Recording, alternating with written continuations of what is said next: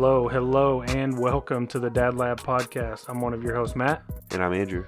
On today's episode in the Newsdesk, we have a story about death by candy, secret man caves, and high-speed police chases.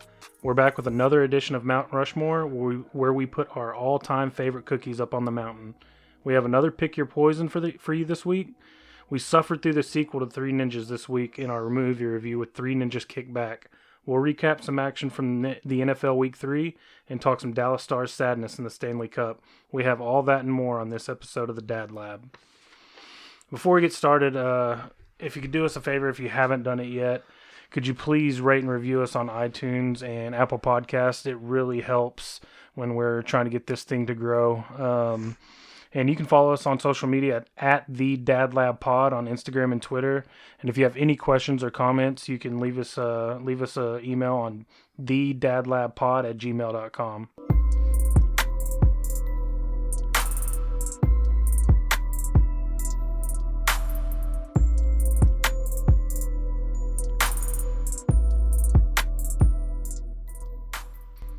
So what's been going on, man? It's been a tough sports week for DFW. Yeah. Stars couldn't get it done in the Stanley Cup. Cowboys couldn't get it done in Seattle. And the Rangers couldn't lose enough to get the number one pick. So all of it just came crashing down and just breaking my heart. And then come home today and find out I married a monster when... How so? I got home first and... For some reason, I was just craving like a hot dog. I wanted something quick and easy because I had to watch that movie for us. So I just grilled up like 2 quick hot dogs. Claire gets home with Elizabeth. For some reason, she thinks the hot dogs just smell fantastic. So she wanted to make some.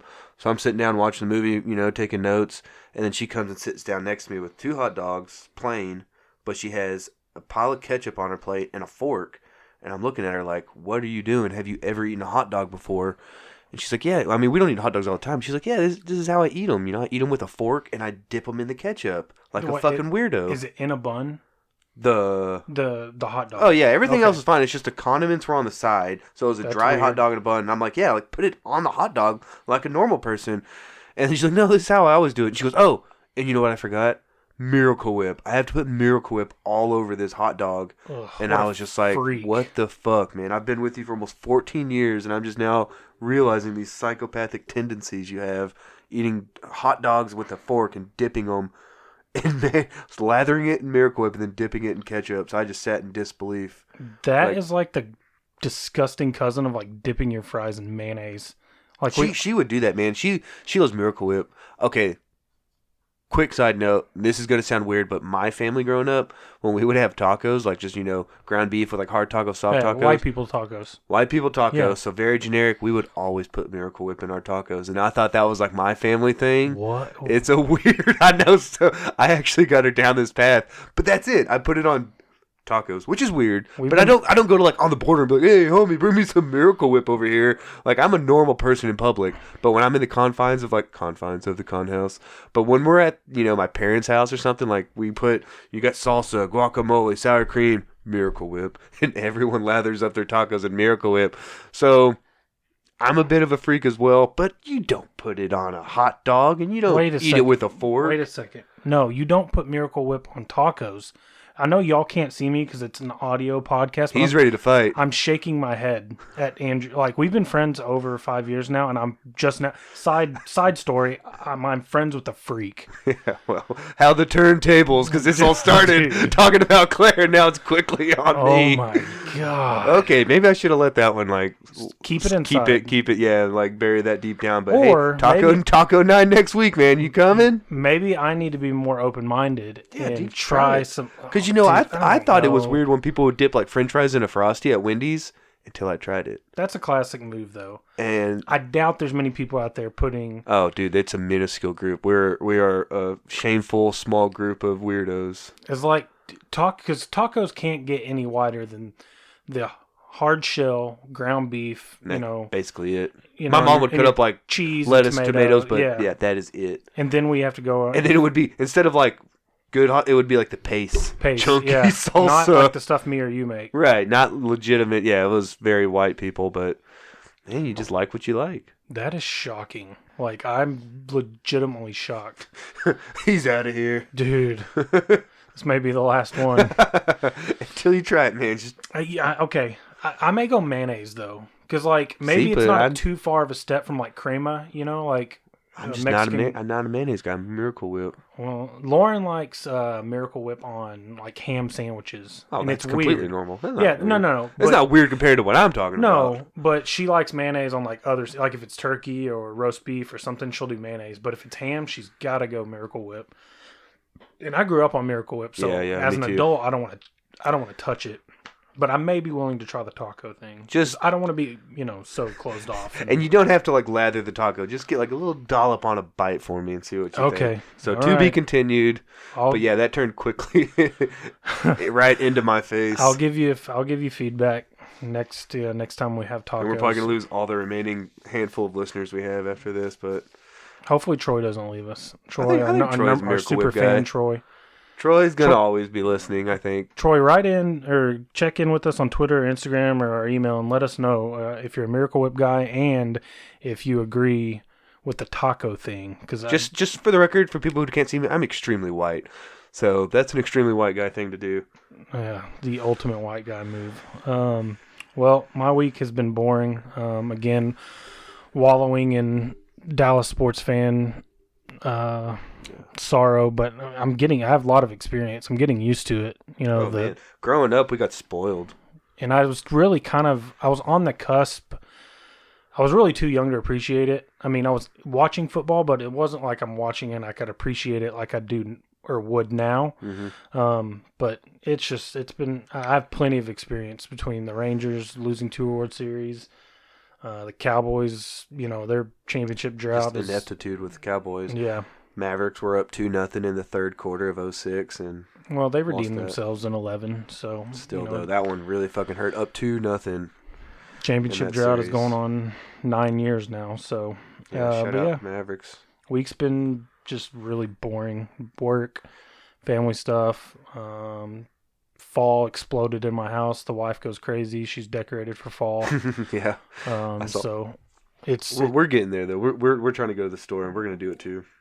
I'm more of an interior decorator when it comes to like Halloween and fall. I don't do the blow up ridiculous stuff and like the spooky spider webs across my. Because I'm not walking into that every day I get home from work. I don't want to take it off. Yeah, and I don't want to mess with it. So she wants pumpkins for the outside, and then we just get like subtle decorations for the inside. But the trick is pick that shit up November 1st for like half off and just load up for next year. Yeah, that's what we always say. Like we need to just load up 1 year, so we're gonna pay full price until after this Halloween, and then so next year, man, it's gonna be spooktacular at our house. Yeah, my wife does that, and Landry's the age now to where he is getting into that stuff, so he likes to stuff, decorate. Around the house. So he helped her put all the stuff up. Yeah, it's fun.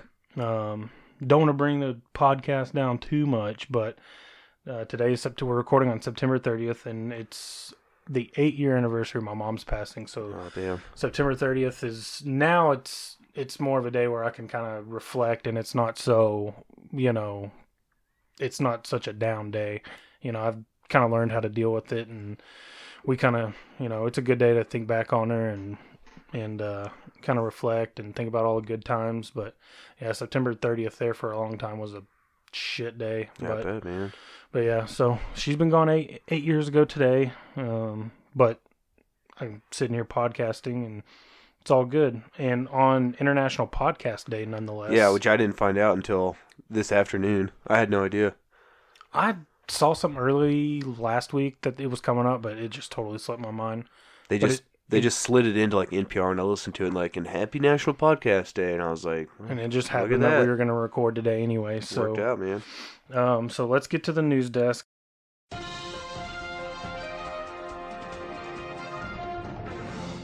And like I said in the open, our first story takes us to Massachusetts. And I'm reading a story from the New York Post, and the headline reads, Massachusetts man dies from eating excessive amount of black licorice. And it continues, a Massachusetts man died last week from eating an excessive amount of black licorice, doctors said Wednesday. The unusual case was reported in the New England Journal of Medicine, detailing how the man consumed a bag and a half of the candy every day for 2 weeks prior to his death. Licorice contains glyceric acid, which could deplete potassium levels and contribute to heart rhythm problems, doctors explained. Even a small amount of licorice you eat can increase your blood pressure a little bit, said Dr. Neil Butala, a cardiologist at Massachusetts General Hospital, who described the case in the New England Journal of Medicine. The man collapsed and died. He collapsed in a fast food restaurant. So I don't know how. I mean, obviously this guy wasn't doing a whole lot of clean living. I mean, if you die of black licorice poison in like a McDonald's, then yeah, you get what you fucking deserve. Something wasn't licorice. right. Get the fuck out. He died the next day, though, so doctors discovered that he had dangerously low potassium, which led to heart rhythm and other problems. The FDA warns that eating only 2 ounces of black licorice a day for 2 weeks could lead to an irregular heartbeat. But for Twizzler fans across the nation, like myself, the spokesman for that company has already came out and said that all their products are safe to eat and were formulated in full compliance with FDA. So, if you're eating like true black licorice, they say to do it in moderation. But this guy didn't. I honestly, like, you kind of had that coming. Black licorice is disgusting. It's fucking vile, man. I can't even look at it. You were eating a bag and a half a day? Wait, fucking shit pig is eating a bag and a half of black licorice a day. I don't know, what man, a shit pig, man. Like I said, get what you deserve. That was a joke. If that's the way you want to go out, I guess with a bag of black licorice in your pocket and... Hey, sounds like Tum Tum finally grew up. So it sounds like this is what happened to Tum Tum from Three Ninjas. We found out what happened to Tum Tum, and that was a joke. Obviously, I don't want anybody to die, but I mean, come on, get some better tasting candy. There's so many more options. Yeah, as we'll find out later when we do a Mount Rushmore of candy bars. Yeah, we'll do a Mount Rushmore candy bar. We'll do a Halloween blowout special, and we'll do our Mount Rushmore. And black licorice wouldn't even be in South Dakota on my Mount Rushmore. No, it's not even on the same planet. Yeah, it's buried at the Earth's core. So that moves us on to our next one. Sorry, I mean, we should say R.I.P. to that man. Yeah, yes, condolences to his family, but of course, disgusting. Somebody should have stepped in though. Yeah, like, hey, you man, got a problem, dude. I see that bag in your pocket and that bag in your hand. Like, let's talk about this. While they're sitting in like the Burger King drive-thru, like, come on, man, toss a salad in every now and again. I'm not the model of health, but like, come on. Hey, this is America. And that's the beautiful part of it, is that we can, if you want to kill yourself with black licorice, you can. All right, so that moves us to New York. And I'm reading this story from NBCSanDiego.com. The headline reads, Secret Man Cave discovered below Grand Central Platform and 3 subway workers busted. So the story reads, at least 3 MTA employees secretly turned a storage room below one of the platforms at Grand Central Terminal into a private man cave, complete with a futon, TV, exercise equipment, a fridge, and beds, the agency's inspector general said Thursday. So these guys were just having full-on bro time at work. Yeah, and I would think they'd probably have to like coordinate this, because how else you can get a futon down, and they had to probably go down on their day off and like manually, like meet up, load up a truck, take it down there. Like, they knew what they were doing. They had goals and aspirations, and they made that shit come true. So continuing with the article, it says, according to the report, the few select workers used the room to, quote, hang out and get drunk and party. According to the Attorney General's office, the secret lair below track 114 was hidden behind a locked door inside of a larger storage room. So they had it tucked away. So it sounds like you had to go through a door and then go back to another door, and then there it was. But I'm looking at pictures right now, and I'll post some of these on our Instagram. It's a sweet little spot. They've got a wall-mounted TV, flat screen wall-mounted TV. They've got internet down there. I see what looks like a PlayStation. They've got a fridge. They've got beds. Hell yeah. It's like basically what you would do to your garage. Yeah, it's a man cave. But you're doing it at work. Getting paid. To party. So my only question is, who snitched on them? It doesn't say. Oh, somebody knew about it, and like Steve didn't get invited back, and he went to HR and ratted him out. Okay, here it is. Station management told investigators they were not aware of the room. They were not aware the room even physically existed, much less how it was being used. Oh, man. Metro North security manager did not have a working key for the room, and the supervisor of the locksmith shop, who was not a licensed locksmith, could not access the room because only actual locksmiths had access. And then it says the three employees, a wireman, a carpenter foreman, and an electrical foreman, have been suspended without pay, pending resolution of disciplinary cases. Let them just chill in the man cave until they figure it out. Yeah, lock them in there. Why not? I mean, that's not a punishment for them. But there are those days at work you just wish you could just like slip away. Hell yeah. And you had... That's what I did all the time. Like when I worked retail, I'd slip away to the back room. Yeah. I just wouldn't have a PlayStation to play. Or, a 20-minute dump. It sounds about right once a day. That's right. Boss makes $1, I make a dime. That's why I poop on company time. That's exactly. I think that's how that saying goes. I think they had a banner with that inside their man cave. Actually, instead of like a live, laugh, love, they had that sign up. But touche to these guys sticking it to the man. Oh yeah. And my only regret is I couldn't be there with them to watch a game. Yeah, it sounds like an ultimate hangout spot. Badass, yeah. If these guys were married, they sneak the side chick down there. They got a little love pad down there. I don't know if that happened. I don't want to put any more, I don't want to put any more shame on these guys.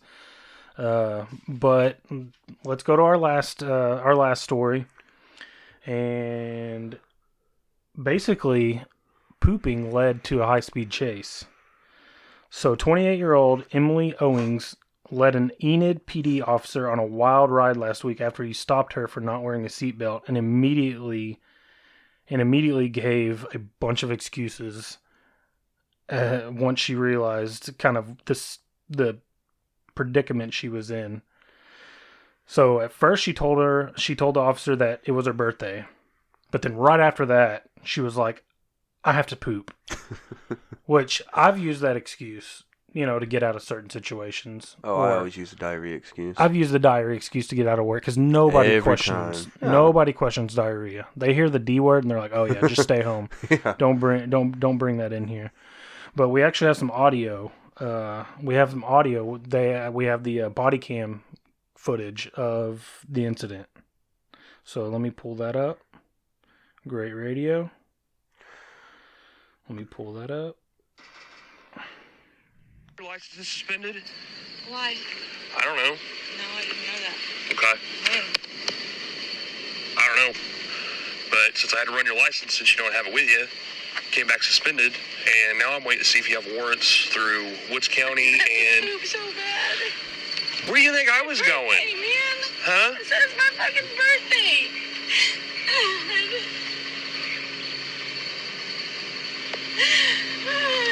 Well, listen to me, okay? Calm down. If they don't end up extraditing you for the warrants, I'm just going to cite and release you. You just need to call you a ride. Are you serious? Nobody's going to come get me right now. I have to poop. You need to just let me go. Because I know your license is suspended. I'm sorry. I didn't know it was. I won't drive no more, but can I please go home and go poop? You probably would have got your, you probably would. Oh, buffering. More great radio. And it was just getting to the good part. It was just getting to the good part. Starts the engine up. Got your letter from the state. All right, here we go. I'm Officer Ryan. I guess he's told you what's going on. If I can get you to step out of the vehicle for me. Are you gonna arrest me? You're under arrest, yep. Are you kidding me? Why? You have warrants through Woods County and they're coming to get you. No, they're not. Ma'am. Fucking guys.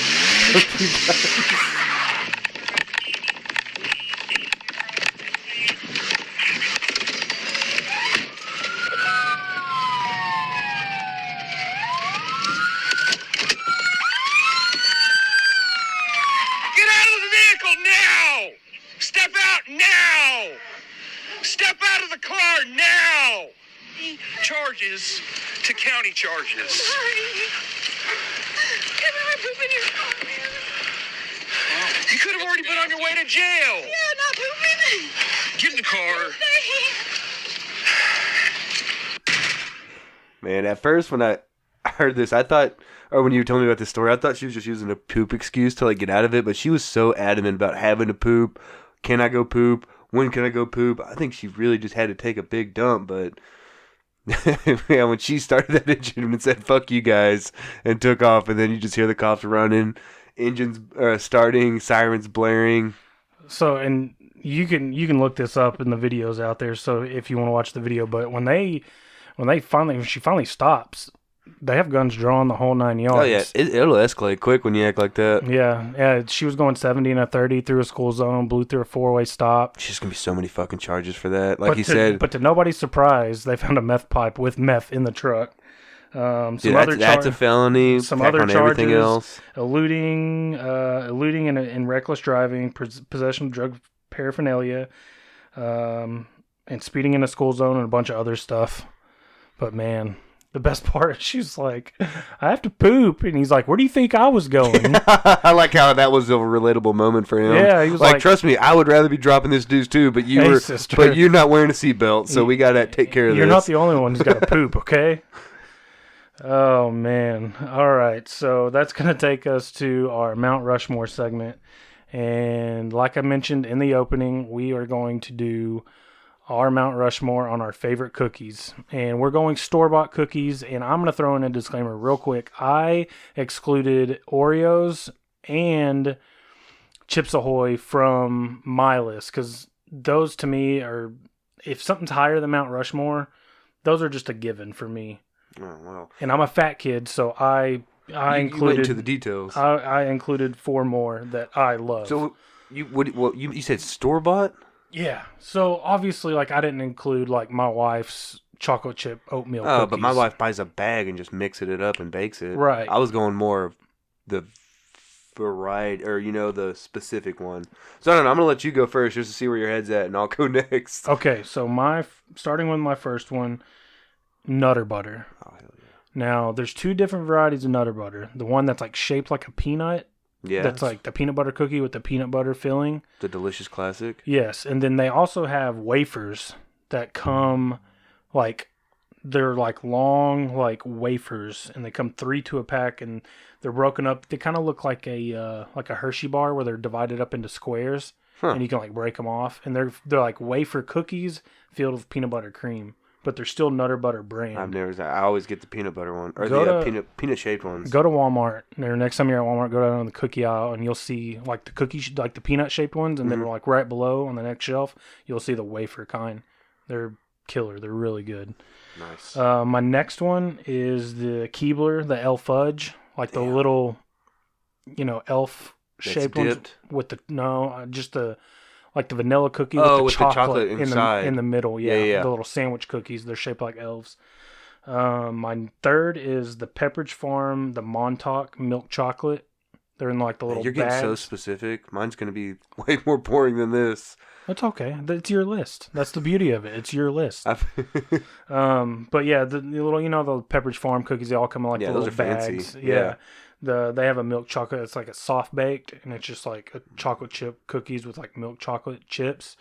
Those are fantastic. And then an old school one for me is the Grandma's. The Grandma's cookies. Yeah, I was gonna ask. Damn it, I was gonna add that one to mine. The homestyle peanut, like you can get from the vending machine at school. Yeah. Dude, it was like a 2-pack. I think I always got the peanut butter. That's one. Homestyle peanut butter. Because it was like in an orangish yellow wrapper, and it was like some wholesome grandma on the cover. Yep. I was about to throw that on my list if I could remember it. Because you were talking more specific, and I was like, damn, I love all those. But I was like, I bet he doesn't remember those grandma cookies. Yeah, that's my... I love peanut butter, and we discussed that, during our cereal Mount Rushmore. I love peanut butter, so 2 out of the 4 of mine were peanut butter. So what is yours? Mine's more basic.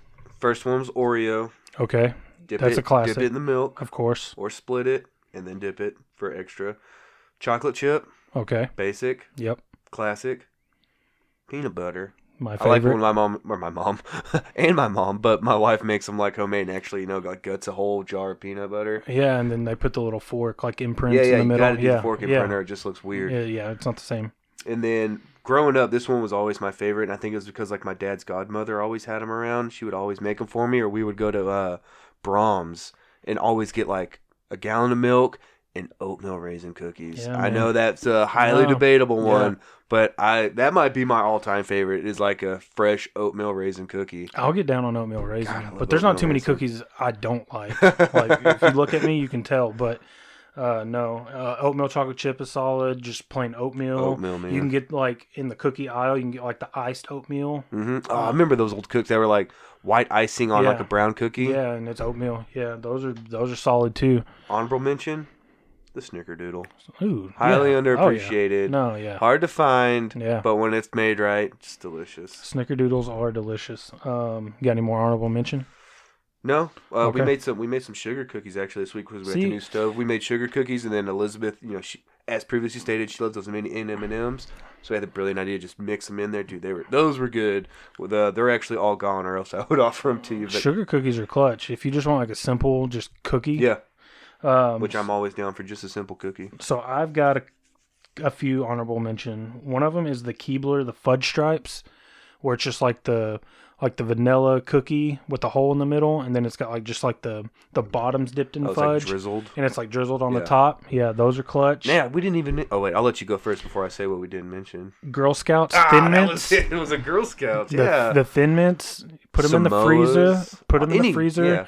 Eat them, room Yeah, I've always temp or heard that. whatever. Put 'em in freezer. It's delicious. Yeah, I've always heard to put them in the freezer. And then this one's super specific, and it goes back to a vending machine option. But like the peanut butter crackers that were made by like Austin's. Oh yeah. Austin's had a cookie called Lemon O's, Lemon OHS, Lemon O's, and I don't know why. Maybe it's because I grew up like eating lemon desserts with my dad because my dad's old and he likes lemon pies, lemon meringue. Is that an old guy thing? That's an old guy thing. Okay. You don't find too many youngsters that like lemon cookies or lemon this, but I don't like many youngsters. Austin's Lemon O's are the bomb. They're a little. I've never heard of that. Are they still around? You can get them at Walmart or at HEB, but they come in like a variety pack. It'll have like 2 packs of Lemon O's, 2 packs of like I think they call them like Choco Creams, where it's just like chocolate with vanilla icing. Yeah. And like a variety pack of cookies, but you can't find them very often. Or Oreos makes a lemon cookie where it's like a vanilla wafer cookie with like lemon filling. That's also pretty good. Share those with your dad every once in a while. No, not lemon, not those. I keep those for myself. Okay. Like anytime we go somewhere and like they have like lemon pies or lemon squares, I always get him those because I don't like those personally, but he loves anything lemon, so that's my honorable mention. But there's not a whole lot of cookie I don't like. Yeah, it's hard to make a good cookie. Like I said, I even like burnt cookies. So growing up, I think my mom would always. I specifically remember always like burnt peanut butter cookies, just like the burnt bottoms. Yeah. I'll tear them up. I have to I like it when Lauren makes them at the house, and I'll go right as they come out of the oven, so either they're super soft or almost still Almost gooey, kind of falling gooey. apart. Yeah. So I'll get the little spatula and scoop them up, put them on a plate real quick, and get a glass of milk and Yeah, go glass to of town. milk's pretty much mandatory with any. Yeah, of you these. have to. There's certain desserts Kind of like psycho eats dry cookies. And I gotta doesn't wash have. it down. Yeah, I gotta have milk with the cookies and cake. Pie, not so much. I thought you meant I gotta have a cake with my cookie. I was like, damn, he's going hard. That's the diabetes meal. Yeah, right. Diabetes. No, I gotta have in pie. I could drink whatever, but like cake and cookies, I gotta Coffee have and milk. pie. Coffee and That's a pie. good That's a combo. much better combo for me. Yeah. All right. So you picked this week's Pick Your Poison. Actually, Claire picked it. Claire picked. Okay. Well, she picked a tough one. Yeah, she did. I gave her a list, and I don't know, some of those are really weird and really specific, so I kind of narrowed it down. And then, we decided on this one. So you want to read it off, or you want me I to don't read have it? it written Okay. I'll read it off. So this week's Pick Your Poison is: would you rather have whatever you were thinking above your head for everyone to see, kind of like a thought bubble? Mm-hmm. So whatever you're thinking, people can see it. Or have absolutely everything you do live streamed for anyone to see?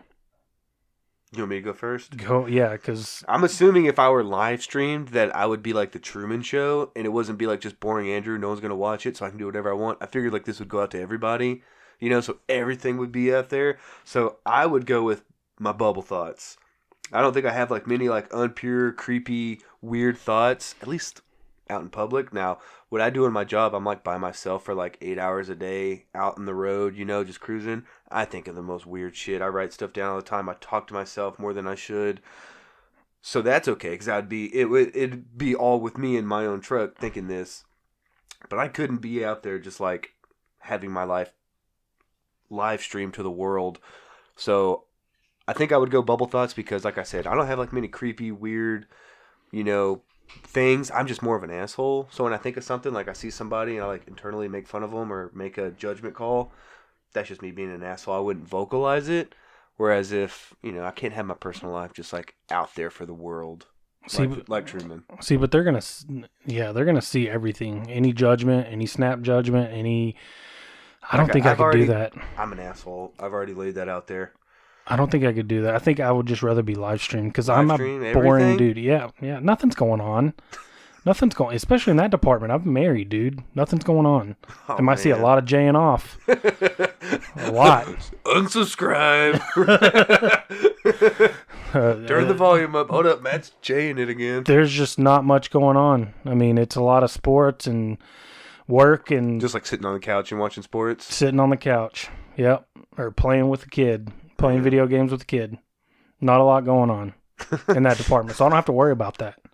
Well, and on the rare occasion I do get lucky, I'll just pull the cover like you see on like Big Brother or whatever. Yeah, right. Turn the lights off, throw the covers up. Yeah, hopefully they don't have infrared or whatever, night vision. Whereas the whole time, if I'm sitting on the couch with my wife, you see all my own pure thoughts popping up, and I'm like, "You ready? You want some?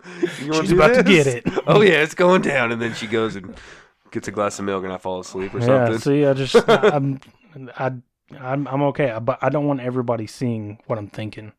That's true. That is like your own internal. That's the only thing you have to take solace in is I can think this and no one else knows what I'm thinking about. See? Man, maybe I took the wrong choice. I just don't want to be broadcast because, I don't know. I feel like I'd just be like disappointing people all the time who wanted to be entertained. I'm not here for your entertainment. That's true. And that's a really hard choice for me to make because I'm the type of dude where, like Claire, my wife likes having the blinds open. I hate that. I guess the drapes or whatever you want to call them, curtains open, blinds pulled all the way up, like in the daytime. Let everybody see my business. And I'm like, no. And I'm pulling the shades down. Yeah, as soon as I get home, I close all of them. And she'll make fun of me. I close all the shades, and then I drop my pants. That's just what I do when I get home. Hey. It's my house. I slide on my Crocs, and I'm rocking the Hanes. And I just don't want people looking in. I'm just so freaked out about it. But yet you would be live streamed. I know. That's why I said I think it'd be a hard choice for me. Yeah. But it's a shitty choice either way. Yeah, I don't want every little thought being broadcast because that'd get you in trouble. Oh, yeah, especially if you're like a new girl at work and you're like, oh, you're not even like thinking that, but then it's like, boom, pops up. Like, look at the tits on that one. Yeah, So, yeah, you would definitely get in some trouble. Because like now, I'm giving away secrets here. Like if you're out in public, you get your shades on. Your eye, you can still check out this chick at 9 o'clock, or 1 o'clock and still maintain, your wife thinks she's looking at you. Yeah, face to face. But your eyes, you can still check it out. That keeps you out of hot water with your girlfriend. Or if that girl's got a guy, he's not knowing that you're checking his lady out. Hey, I got a biblical excuse. I got a lazy eye, bro. This thing just wanders. It just goes where it wants, man. It just goes where it wants to. I don't know what to tell you, man. Okay. That is not a lie. That's a tough one. I like the tougher ones. That was a tough decision. Was it? Yeah, like I said, it was a lose-lose. So luckily it's for fun. All right, and that takes us to our movie review. We followed up Three Ninjas with the sequel, Three Ninjas Kickback. I think this one was put out in 94. I think Three Ninjas was 92. Oh, this one did not age well. It was much better as a kid. I remember it much better as a kid. It was better as a kid and an adult. It did not. Yeah, even the original was manageable and almost entertaining at times. This one was just so ridiculous, so over the top. I just hate all the cheesy sound effects. Like the whole movie could have been set to a Benny Hill soundtrack. Mm-hmm. Every fight scene. I mean, we'll get to the fight scene later when they actually go to Japan.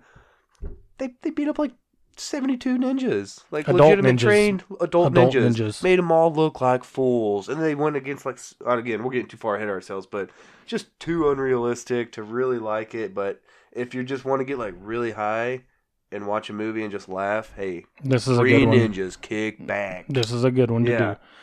All right, so I guess one of the biggest points before we start is they recast Rocky and Tum Tum. Rocky and Tum Tum. And I mentioned in our Three Ninjas review that I thought Rocky was a dork. And he was uptight.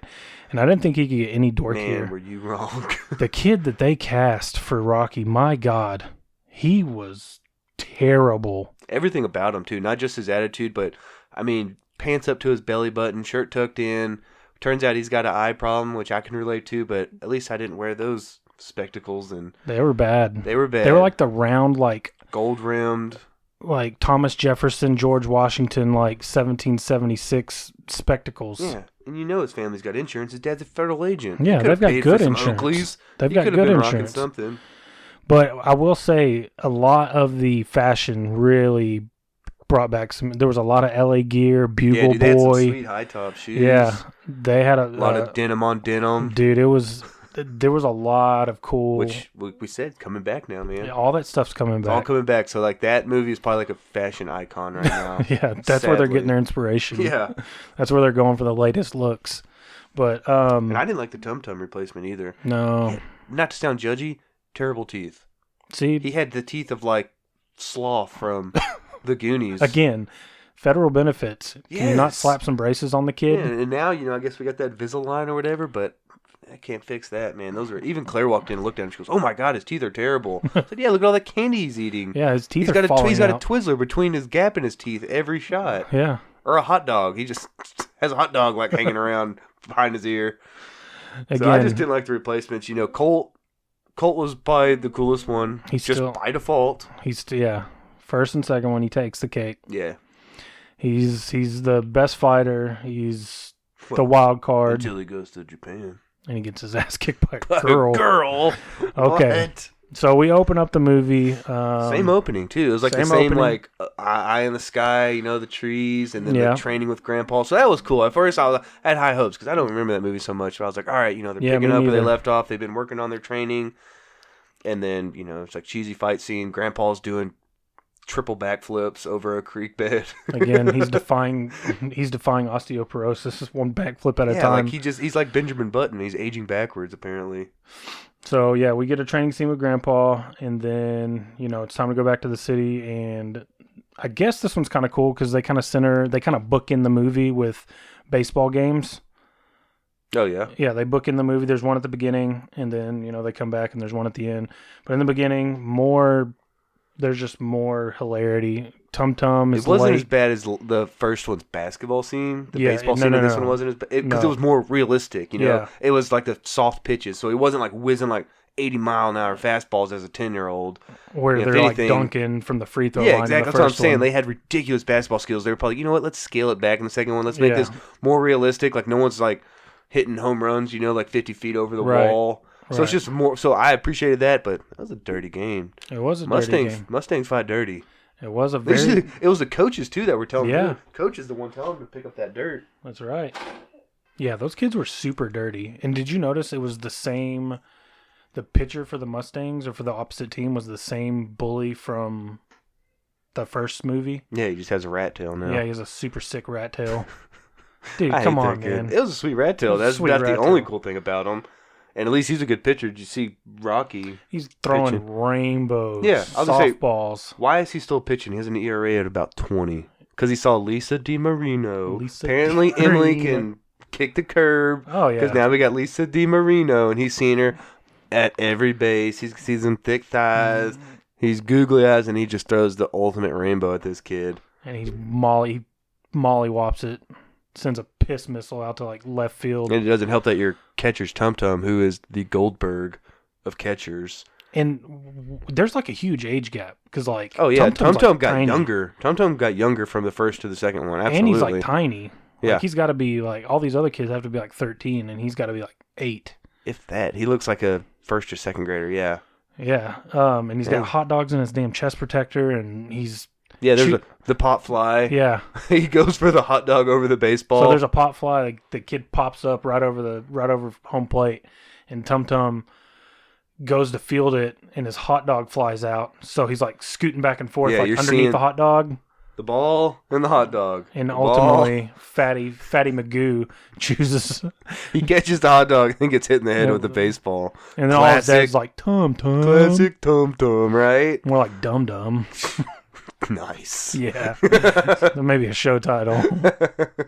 All right, so, and then like we were talking about, they were dirty. They were throwing dirt into kids' eyes. They filled up Colt's like helmet full of dirt and let him dump it on his face, and then he gets hit in the fucking head with a fastball. Why was that kid still in the game? Yeah, and then he gets up. Colt's obviously pissed because probably concussed, breaks the bat over his knee like Bo Jackson, and then they're like, "Oh, calm down, guy!" Like, he just got hit in the head. I think he can be upset, and so then the brawl happens, or what does Tum Tum say? Like, scramble, and then it's like just fist flying until the ice cream man shows up. Tum Tum set his watch for that. His alarm goes off. His alarm goes off, so he's got to go get some ice cream. Game gets called, or postponed for like, I don't know, just 3 days. Reckless for like the week, yeah. So they come back on Sunday, but just for unsportsmanlike contact or unsportsmanlike, and so we're gonna postpone the game, and then So Grandpa has a trip planned to Japan because this whole movie, this whole sequel revolves around a dagger. Yeah, that he won in a tournament. He won at a tournament when he was he said their age. Yeah, when he was their age in Japan. Which Grandpa aged horribly. If those kids are like 12, that would make him like 62. Yeah, it looks fucking terrible. He's still doing backflips. Except for his body and mind are strong. But... Yes. The vessel, the actual body. I mean, that face. It didn't. Looks like a catcher's mitt. Looks like he crawled out of Nagasaki after 1945. Jesus. Sorry. I mean, he just looks rough.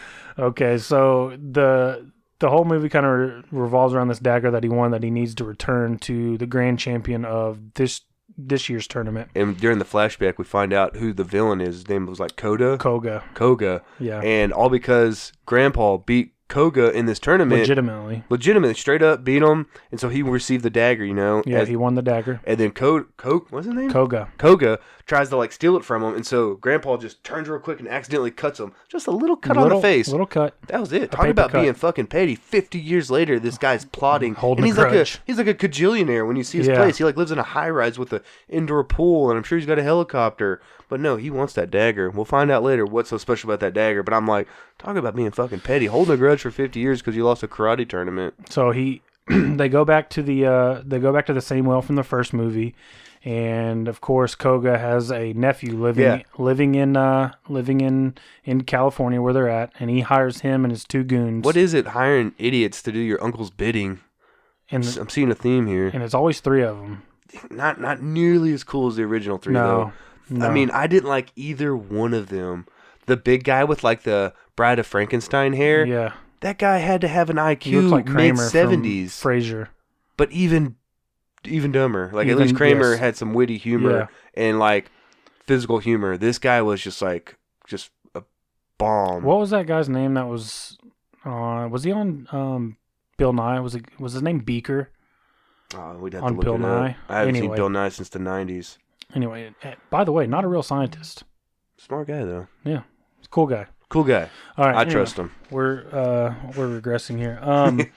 So they go and attempt to get the dagger from Grandpa's house. And again, just like the first movie, Grandpa's away, the kids take care of business. And I put on here that wasn't nearly as cool of a house fighting scene as the first one. It felt like kind of rushed.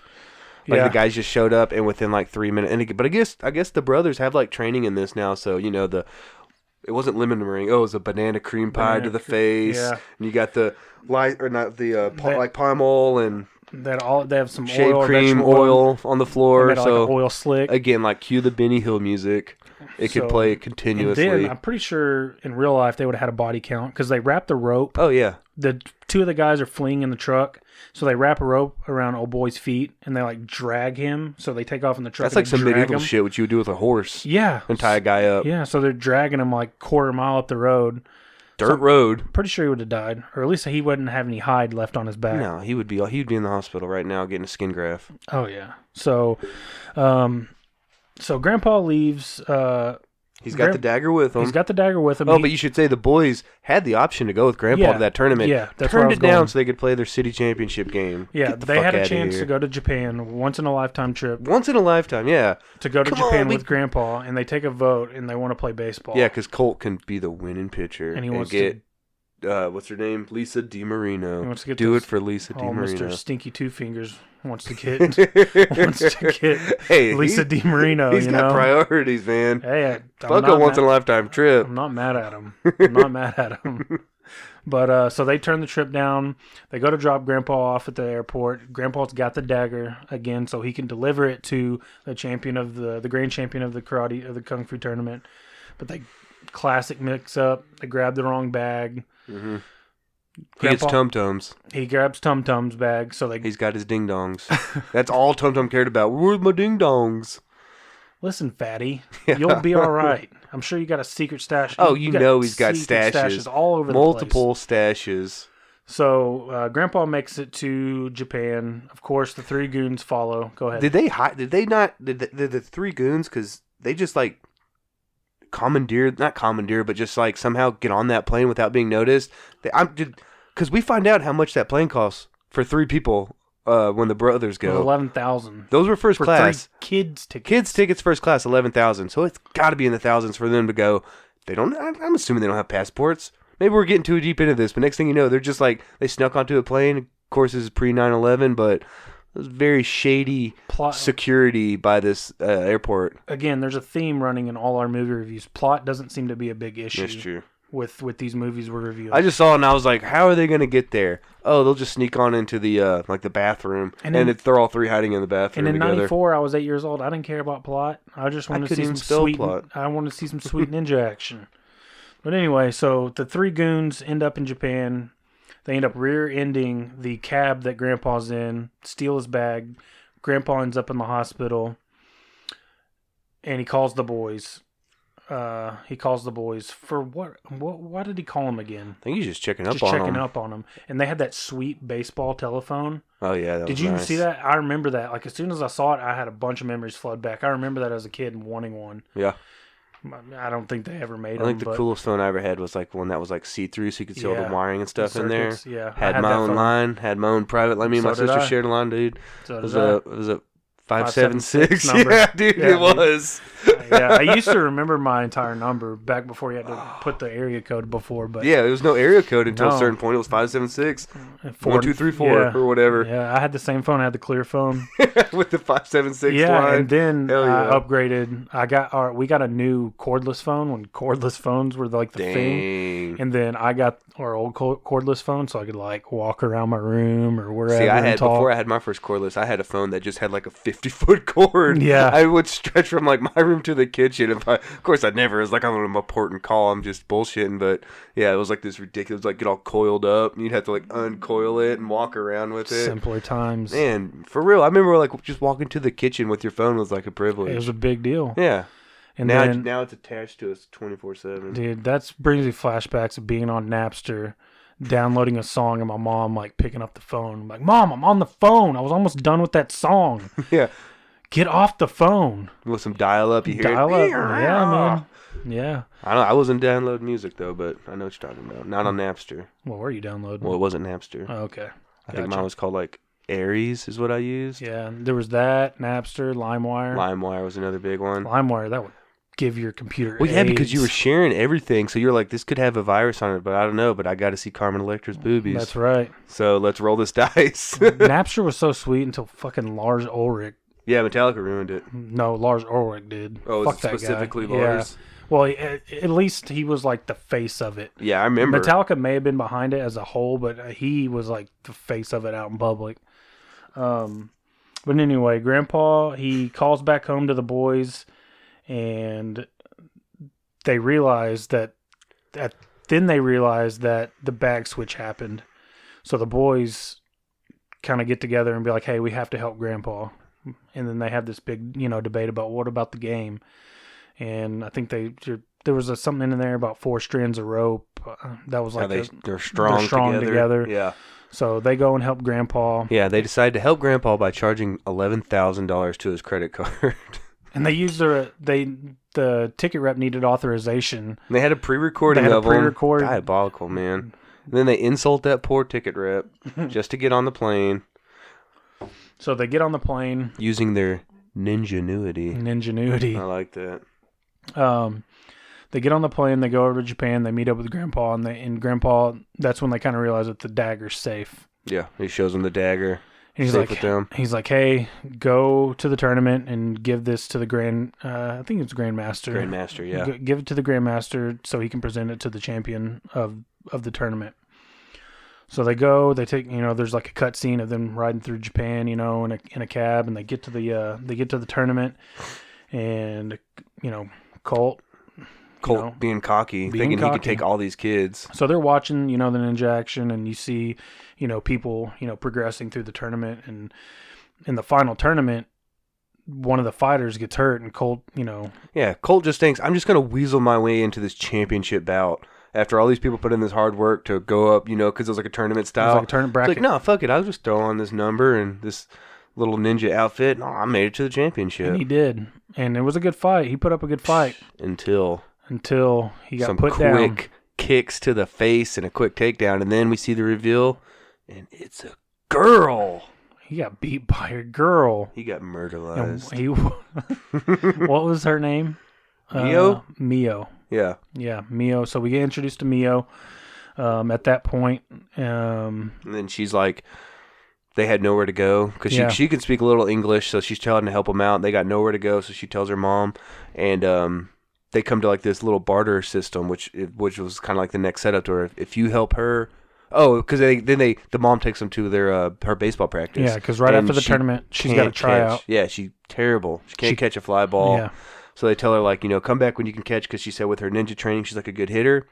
So I believe it was Rocky, which is like, comes up with this deal, like, help us with our karate, we'll help you with our baseball. Yep. So montage ensues, slowly gets better, and I was picking up real Nelly Cruz vibes from Mio. Nelly Cruz? Yeah. Can't catch a fly ball. Man, that's too soon. Is it? It's been like almost a decade. Still too soon. Come on. You know why he was creeping in? You ever hear that rumor? Because 2 outs, 1 pitch away, he was ready to celebrate. So he wanted to be closer He wanted to to be celebrate. one of the first ones in to celebrate, so he crept in on that. And then David Freese hit that ball right over his fucking head for like a go-ahead triple. What an asshole. I'll never forgive that fucking guy. Yeah, I did hear that. As soon as you started saying he's creeping in to celebrate, he wanted to celebrate. Yeah, I remember hearing that. And then afterwards, after their little baseball training, they go back to the house.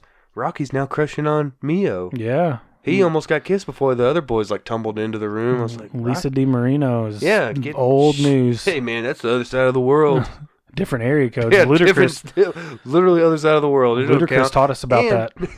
He's got hoes all over the area code. But was it Lisa DiMarino? She was dating Vanilla Ice's Rat Tail.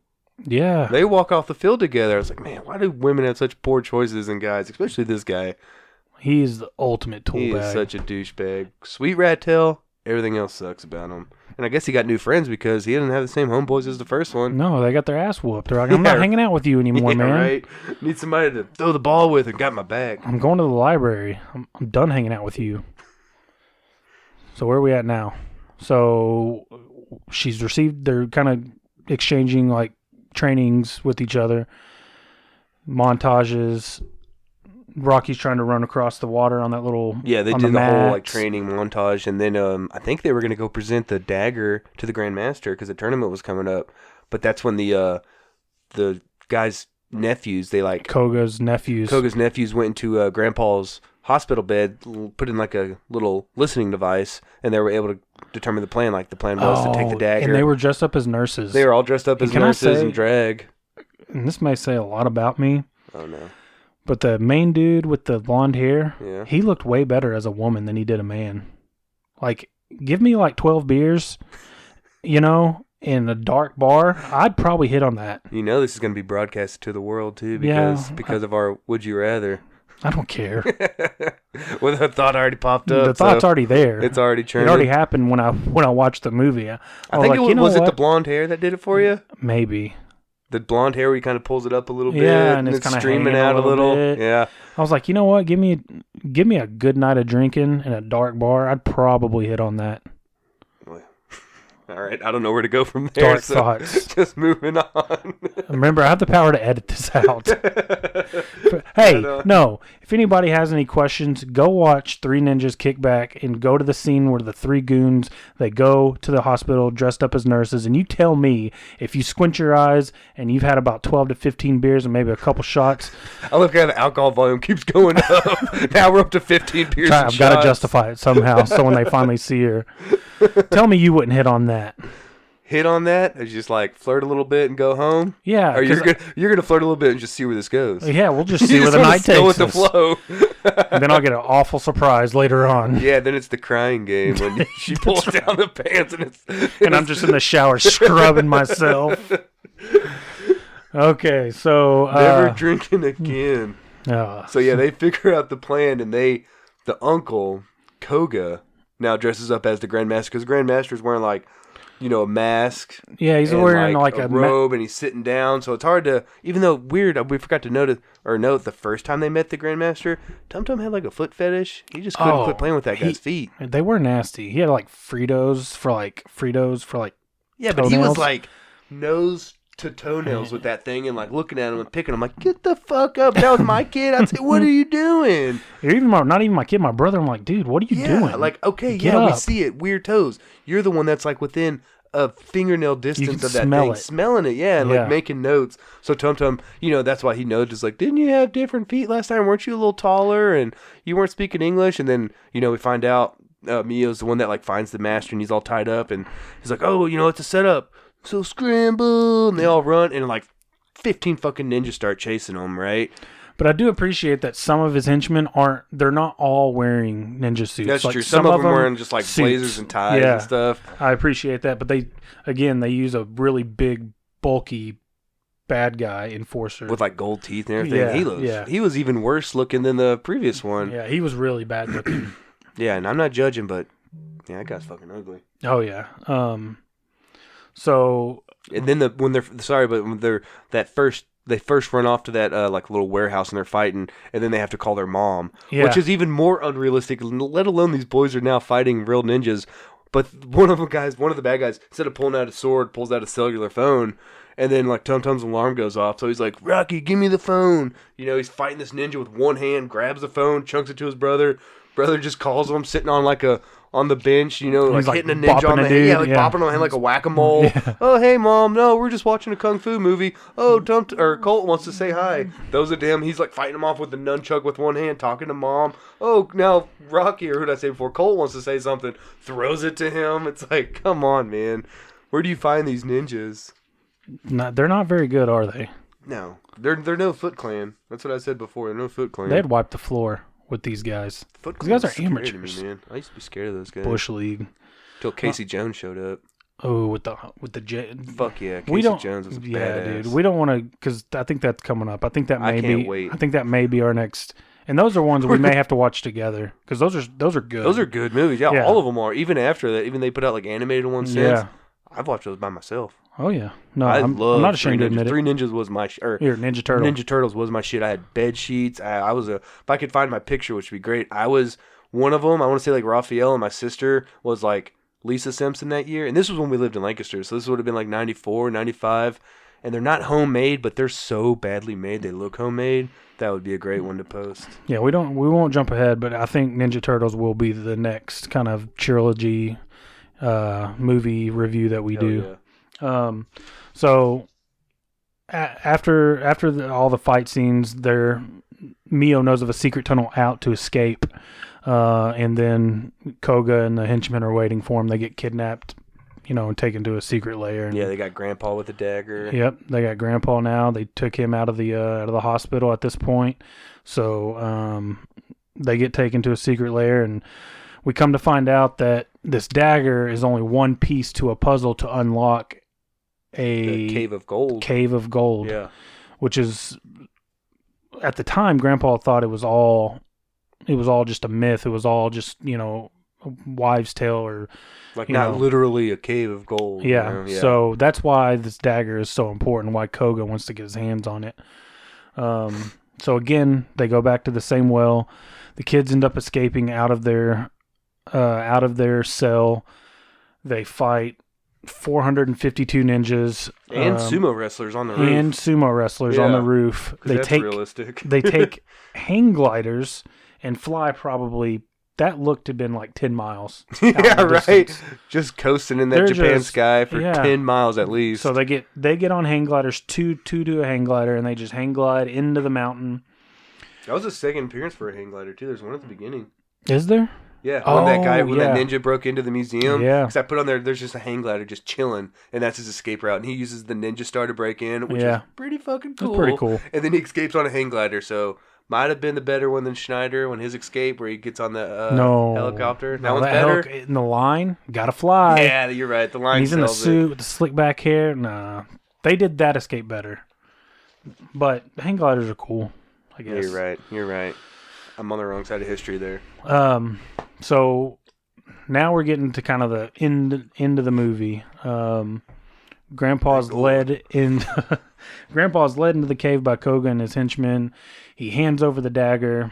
Koga sticks the katana in one slot, and then he sticks the dagger into another slot in the wall, and the wall opens up, and they go inside, and it turns out at first all you see is a table full of like dead It's samurai. It's It's kind of like King Arthur's table. yeah, it's sitting there. kind of like that situation. You know, all they see is bones. You know, they're still wearing their armor. Died and- protecting it. Yeah, and Grandpa says, "See," he's like, you know, it was all a myth. Nothing but bones and something like. Nothing but bones and samurai souls or something like Yeah. that. So Koga at this point is upset. He's done all this work, all this effort. His whole life. His whole life has been It's like, what's his name? Who's the guy that opened the vault? Geraldo. It's like Geraldo opening Al Capone's vault. Yeah. So it's like big disappointment, but he throws a temper tantrum, and luckily there's just And like he rips down a sheet. little sheets just hanging up. Where it's why don't you peek behind the sheet? Luckily he threw that temper tantrum, and then we find out There is a cave of fucking gold. Cave of gold. Yeah. And then what happens? The kids come down. Kids coming in, they get down there to try to help him. I don't know. I think I was like playing with Ellie at this point, but then Koga obviously like turns on them because they thought they would once they found it they'd be able to get out. There's a fight scene. He pulls the gun out on Yeah. them, and you're thinking that obviously they're not going to die, but Koga's this bad guy, and he like tries to shoot the gun, but it like backfires and does like a Looney Tune where the gun now's like recoiled backwards. Yeah. And he's got black smoke all over his face and that bewildered look. And then I guess they just make up real quick because Grandpa's talking about, I scarred your face. I didn't mean to scar your soul for all these years. And then they just like forgive him like that. Like, now let's get out of here together. As if that guy just didn't try to shoot your face off until the gun backfired. So then they all work together to get out. Tum Tum finds his ding dongs in his backpack. He gets the dagger back. They pull it out. Or no, I think they put it back in to open the door. He gets his ding dongs. Koga and Grandpa kind of make up like they're old buddies. And then they're like, well, what day is it? They find out like it's Sunday, but it's Saturday in America. Yeah, Or it's Sunday in Japan, but Saturday in America. They're kind of bummed out that they missed their game. Yeah, they had a good time. We got Grandpa back, but man, I wish I can be at that game. And they realize like, oh, it's only Saturday. yeah, if they hurry and charge another $11,000 to Grandpa's card, we can get back to that. $22,000 trip. Yeah, we can make it back. So they make it back. Mio travels with them, so that's probably an extra couple grand to let her travel. And apparently she's got a visa or a passport. So they make it back to the game right before they're about to forfeit. Dad was about to call it, and they show back up. They got enough people. I don't remember who was pitching, but I don't know. It just comes down to basically comes down to Colt up at bat. Or no, yeah, Colt's batting. Mr. Rattail's pitching, and before that, they show that the Mustangs tried their old tricks again. Yeah. So like Rocky goes to cover second on a double play. The kid throws dirt up in his eye, doesn't affect him. He just completes the throw, gets the throw over to first, gets the out. And then I think Rattail almost hit like a 2-3 run home run too until Mio climbed the wall and got it. Yeah, he hit a dinger. Or it was going to be a dinger, and then Mio climbed the wall and robbed him, Roberto Clemente style. Mm-hmm. Gary Matthews Jr. style. Probably one of the greatest catches I've ever seen. Yeah, that guy signed like a $60 million contract because of that catch. He had a decent career with us, but that catch paid him millions of dollars. Again, the Angels just gobbling up our garbage. So yeah, like you were saying, it basically comes down to Colt. Colts hitting against Mr. Rattell. 2 outs. 2 outs. Was the bases loaded? Bases were loaded because they were down by 3. Yeah, of course the bases are loaded. So 2 outs. Bottom. I think they only played 7, so it's bottom of the 7th. Bases loaded, and he gets a hold of one just outside of the foul line. He does the what was that? Carlton guy? Fisk. No, was he the one who's like waving I it? think so. For the Red Sox. Yeah, who's the guy that for the Dodgers who Kirk Gibson? Oh, Kirk Gibson. He was doing the fist pump on the bum knee. But one of those guys was like famous for like waving a foul ball. Troy would actually know that. Troy will get back. Troy, I want to say it was please. Carlton Fisk during a Red Sox game. It may have been. I want to say Kirk Gibson did that too, but I could be wrong. But I know he definitely did the. Yeah, he was rounding the base limping. because he had like a bum knee. He shouldn't have been in the game. He was a pinch hitter. Yeah. So then, he's got one more. He's still at bat, and then he remembers like what Grandpa told him, like look at your target until when it becomes as big as a melon, or big as a melon. Then attack or whatever, and you see the ball coming, and it goes from regular sized baseball, and then by the time it gets to Colt, it's literally like beach ball. It's literally a beach ball, and he hits it, and they're showing it go through the air as a beach ball.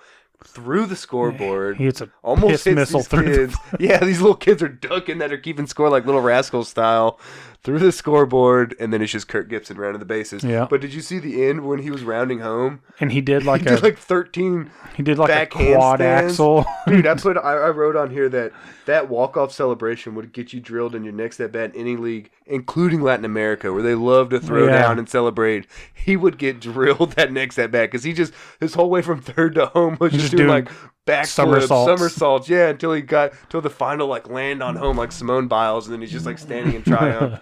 I was like, what the fuck? Of course, that's how it ended, and then but then the Rat Tail. Well, I meant that's how the game ended. But yeah, then Rat Tail Kid was like extra innings in the parking lot. Yeah, takes them all got back his little there. Homies with got him. his homies. He's ready to throw down, and they're like, the brothers are like, you know what, your best guy versus our best guy, which is the Mr. Rat Tail, and like you can pick any one of us. Of course, he punk ass. He picks the girl. He picks the girl because he's like, she stole my home run. That's who I want.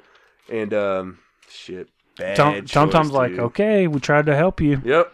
And then it ends with her screaming and throwing a punch. Yeah, she did like a sweet flip to get behind him. And he's like, him on the he's shoulder. like, huh? Where'd she go? Yeah, tapped him on the shoulder and then like just wrecked him. And then I don't know, the ending, that wasn't, so the very, very end, the next scene was just too cheesy. I mean, it was like Tum Tum being like, I don't know, like, see what shenanigans we'll get into next time. And then it like ended like Looney Tunes style where with like, it. Yeah, where it like zooms in and got smaller and smaller and smaller and said the end. It's like, what the fuck was that? You could have ended it on such a better note than Tum Tum being your own little Bugs Bunny outro. So one thing one thing I do remember from the beginning of the movie, after the first baseball game when they're leaving and they get in their station wagon, did y'all ever have a station wagon where it had the back seat where Tum Tum was, where it faced like the side window and there was another seat opposite? I wish, man. Like the front-facing family vacation.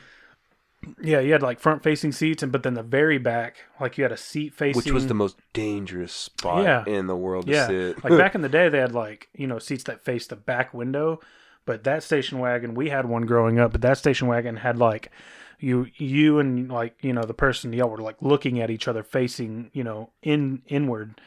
I just thought that was cool because we had one growing up. I mean, they're we called cool it the shaggin' wagon. Hell yeah! I wish I still had one. I told Claire I would use that for work all day, every day. A station wagon like that with like wood paneling. But yeah, like that station wagon, and then like all the fashion that the kids were wearing, like that. Just I don't know, like that was brought back some memories. Big nostalgia kick for me. Mm-hmm. But overall, don't recommend it. We did it for the podcast. I can't imagine how bad the third one's going to be. And this one wasn't free either.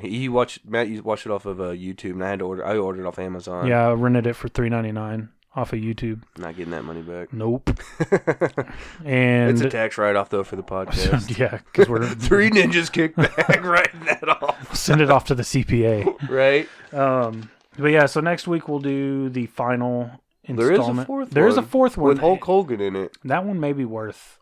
Alex highly recommended it. He said it was worth it. So next week we'll do 3 Ninjas Knuckle Up. And I did notice that the original Tum Tum and the original Rocky are back for this one. Good. And I kind of did some digging. Apparently there was like some like work visa stuff for the two boys since they were minors getting to Japan to work. and I think that was like part of the reason why it didn't get resolved, and they had to recast. But the original Rocky and Tum Tum are back for the third one. So next week we'll do that one and we'll review that one, and hopefully it's if it's better than the second one, then I'll recommend we do the fourth one. Yeah, but if it's getting progressively worse, might just have to start Teenage Mutant Ninja Turtles. We'll make that call next week. Yeah, so we'll make the call then. All right, and that takes us to your favorite segment, My favorite, and mine. Yeah, and Hank. 60 seconds on Big Brother. Well, in this one, just Cody won HOH, which was terrible for everyone who's not in his alliance, which is only 2 people, because this one alliance has just been running the show this whole year, and people just haven't wised up to it yet, which doesn't make sense, because it's like 10 people left, and like 8 people are in an alliance, and 2 people aren't. You know, and if you're the 2 looking in, you kind of got to get suspicious.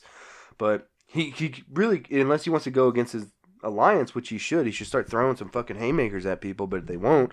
So the only 2 people he can nominate are Kevin and David, which is no surprise. No one's been surprised by any of these moves all year, because it's just gone so predictable. And I'm on like the Reddit Big Brother page all the time, and like that, all the fans are talking about like this is the most predictable, boring season because no one's making big moves, no one's doing something, unpredictable. They're just like, it's like following the same shitty script. So nothing's been going on. It's very disappointing. But tomorrow night is going to be the first ever, according to my sources, and my sources know a lot about Big Brother. Love you, Mom. This is going to be the first ever triple eviction. So once a year, they usually do a double eviction where the house guests don't know until that night. So they're going to go in tomorrow night thinking this is just a one-time eviction, like Kevin or David are going to go home, and then it's hosted by this lady named Julie Chin, and then she'll be like, tonight is the double eviction. So they'll do a whole week's worth of competitions in one night. Tomorrow night, I think it's a 2-hour special. It has to be. They're going to evict 3 fucking people, and it's going to like just create so much chaos, because with only 2 people left that aren't in alliance and a triple eviction, it's going to cause these people who've been working together all summer to start dabbing each other in the back. They're going to have no choice but to nominate their own people and like start getting these people out. So yeah, it's been a shitty summer for Big Brother up until this point. I think that's why they're doing the first ever triple eviction, because they're like, we got to shake stuff up. We got to get these people out of here. So triple eviction. Everyone's going to be just blown away, and like I said, it's never happened before, so I just can't wait to see the look on everyone's faces when they realize that 3 people are going home tonight. Or tomorrow night. Tonight's just a power of veto to see if Kevin or David can save themselves. If not, one of them goes home, and then 2 people are going to go right behind them. So 3, that's like almost a third of the remaining guests are all going to go tomorrow night. So they're it's nut cutting time. Yeah. Seriously. Like I said, they usually do 1 double eviction every year. Never heard of a triple eviction. And I think it's just because this year is so shitty when people aren't making big moves and everyone's playing it safe, that production, the producers of the show, they're taking it into their hands. Like, they're going to force. We're going to force you to shake it up, to start betraying your own people. So because it seems like at this point, like people at this point have 21 seasons of like, I guess, film, like strategy to like watch and like kind of learn the game. Mm-hmm. So it seems like people are just, now the game is like almost too easy for people. Like stale. Yeah, nothing's happening. That's the thing about Big Brother. Their little saying that they use all the time is expect the unexpected. That's like their tagline for the show, and this has been the most predictable season I've ever seen. Because nobody's making any big moves because they're all in alliance together. So I'm only picking off the people that aren't in the alliance, and the people who aren't in the alliance haven't even wised up to it yet and called it out. So it's been a shitty year, but yeah, they're gonna force their hand tomorrow. Okay, now I'm actually looking forward to triple eviction. Seconds. Yeah, so the next week's gonna be fucking wild. I'm gonna have to take like a little bit extra time. Might need about 75 seconds. All next right, week. we can do that. We can make that happen. All right, so now we're going to talk. We're going to move on to the sports portion of the pod. We're going to talk. We're going to go over a couple Week 3 games that happened. We're going to get to the NBA Finals. That's set. It's actually tipped off tonight. Shit, I can check that real quick. And we're going to talk about the Stanley Cup, and then we're going to get into Cowboys review and Cowboys preview.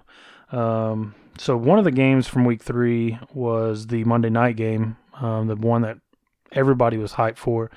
Kansas City and Baltimore. Lamar Jackson, apparently.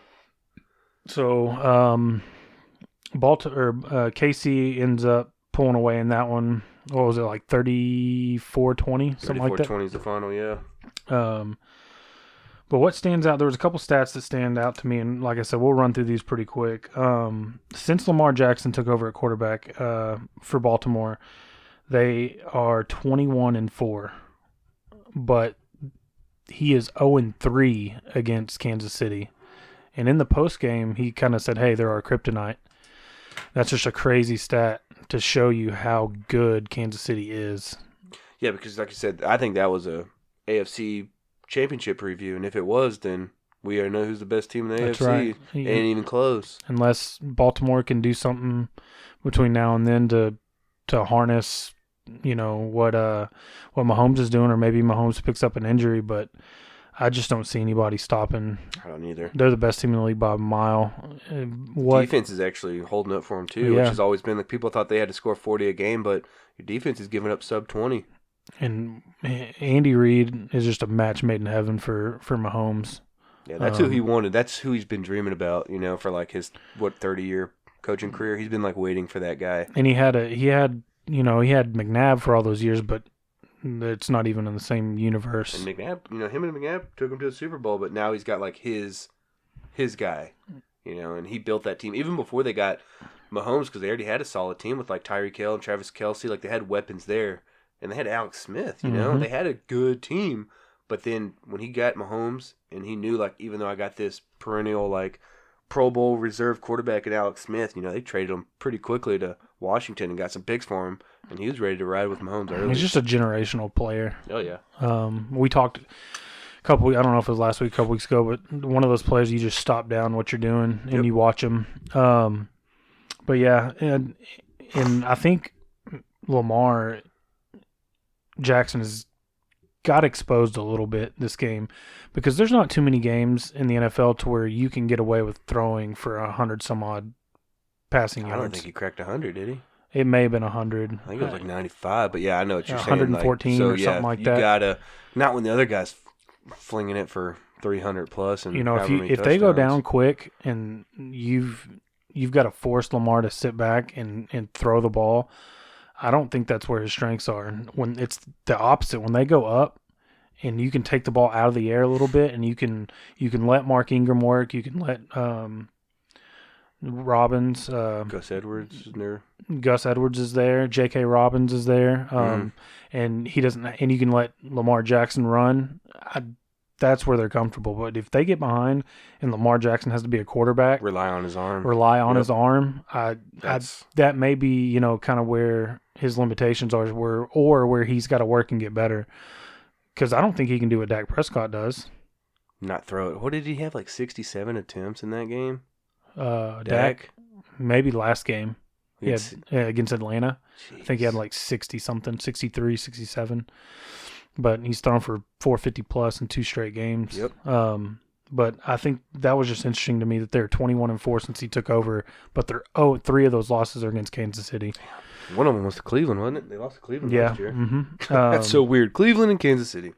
But the other game was the Sunday night game, was Green Bay, New Orleans. And I'm just super impressed with Aaron Rodgers. He's really got one weapon.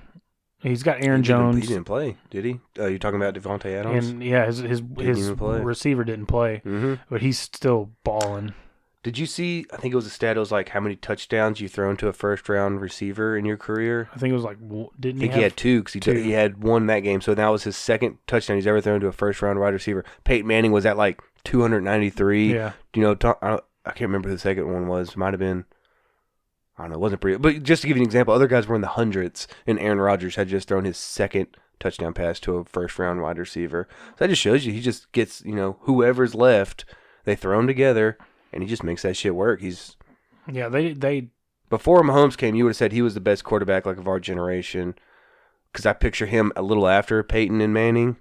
So when Peyton Manning and then Rodgers carried that throne for a few more years, and now it's rightfully in Patrick Mahomes' hands. Yeah, that's right. He still got it, man. He's still got it. They're 3-0. He's still flinging the ball around everywhere with no help. They spent their first round pick on Jordan Love. Yeah, which got to piss him off. And now he's on the other side of it because that situation when he got drafted with Favre still there. Yeah, but Favre was much older. He was further along in his career, so I think that's why. Because to me, when they did that, it was telling Aaron Rodgers, like, all right, there's a ticking clock on you. We know you're declining right now. We need you to groom this guy. And he's just like, I still got so many good years left in me. Yeah, he's not ready You could make that pick in 3 years when I'm ready to groom someone. So. And then again, Drew Brees not looking good. No, you can't put it all on Michael Thomas not being there. No, you still got Emmanuel Sanders. Alvin Kamara, who, even if he moved to the slot now, would probably be one of the top slot receivers in the league. So I get he's a running back, but that guy's a fucking wide receiver. He's a weapon. Yeah, anywhere you put him. Everywhere you put him. So they got guys out there that can play. You can't just say it's Michael Thomas. That's why they're declining. Like, I don't know, man. He's just lost. I wouldn't say he's lost it this year, but he's lost something on his game this year. I think so. It's not the same Drew Brees we've seen talk for about 15 time. years.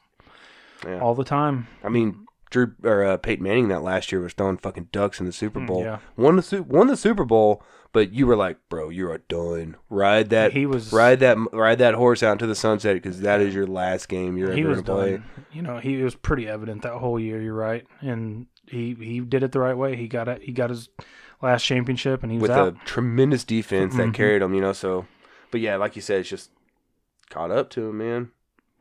And then just little things.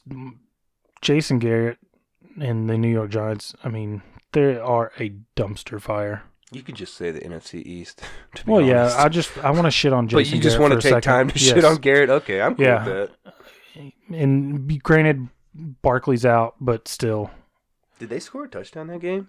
Was it field goals? The last time I saw it they had 9 on the board. I don't know how it finished. Field goals. I don't know how it finished. Oh, you don't know? Yeah. If they had more than that, but the last time I saw, they had 9 on the board. But that's Garrett loves it. Put together a 13-play, 78-yard drive, get a field goal. Get a field goal and then clap all the way home. Clap to the cows come home. Yeah. And then the Eagles, don't feel bad for him. Carson Wentz is terrible.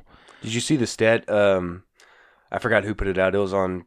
I think it was posted on Twitter, and then I saw it on Reddit. But it said if Russell Wilson could throw 46 interceptions on his next 43 pass attempts and still have a better passer rating than Carson Wentz, that's fucking crazy, man. Just to show you how great one guy's been, and then I don't know what happened to Wentz. I mean, he did that 2018 season would have been an MVP season when they won the Super Bowl and Foles went down. It's not a lingering issue for him, like injury-wise. I don't know if it's mental. I know they don't have many weapons, and I had Goddard on my team, and he went out. He's on the IR with like a fractured ankle. I mean, they got Zach Ertz. They got Miles Sanders as a good running back. They drafted Jalen Reagor. They got Alshon Jeffrey. Like, they give them weapons, but... Their line is decimated, and I am a weird, twisted human being, so, like, when the Eagles have a bad game, on the next Monday, I will... On the radio.com app, I will tune into Philly radio just to listen to the meltdown. Dump. These people are going insane. They're already calling for Hurts. Yeah. But one of the writers up there has a source that says that Wentz has a case of the yips. They went back and looked at the film, and he's just straight up missing dudes. High, low, left, right. And the writer, the source said, I really think he has a case of the yips. Because they're getting practice reports that he's doing this in practice. So it won't be too long before Jalen Hurts takes over. And I wouldn't be surprised for that team to take off. Because Jalen Hurts, we saw it in the national championship with Alabama when Tua took over for him. We saw it at Oklahoma. He can adapt to different systems. He's got that leadership mentality. Yeah, he led 2 teams to playoffs in college. And he was in the Heisman race. He was in the Heisman conversation every year. Mm-hmm. Every year he was a starter. So I wouldn't be surprised for the Eagles to take off. Because you're right, he's more of that new generation of quarterback that can run and throw. I mean, he's on a level athletically with someone like Kyler Murray. Not quite Lamar Jackson because he's just built for speed. But, yeah, why not, dude? If I was a diehard Philly fan and I could see with my eyes what Wentz is doing, I'd say what. But I heard Doug Peterson say, like, we're not doing that. We're not even thinking about it. And it's like, okay, at what point are you going to, man? Unless we're just going to tank this whole year and get a Justin Fields or Trevor Lawrence. I could really see the Giants going 2-14. The Giants? Sticking with Daniel Jones or getting a new quarterback? If you're sitting at that spot, and you got Trevor Lawrence in there, I don't think you can pass it up. unless you want to play ball with somebody and get a haul of picks. You would get the fucking greatest haul because everyone's looking at him as like football Jesus. Yeah. So it's like, you want to pass on football Jesus and keep Danny Dimes? Well, I'm going to need your next 5 first-round picks, and rotating 2s. Like, I would need, it would make Herschel Walker trade look like peanuts. I could really see them winning 2 games. And imagine Trevor having to... I don't want him to because I don't want to fuck with Trevor Lawrence for the next decade. But he's got Jason Garrett as his offensive coordinator. So now, take it easy. If the Giants drafted Trevor Lawrence, I would say fire everybody, hire whoever Trevor wants. If they want Dabo to come coach the Giants, leave Death Valley and come up to New York. Saquon with Trevor Lawrence would be fucking scary.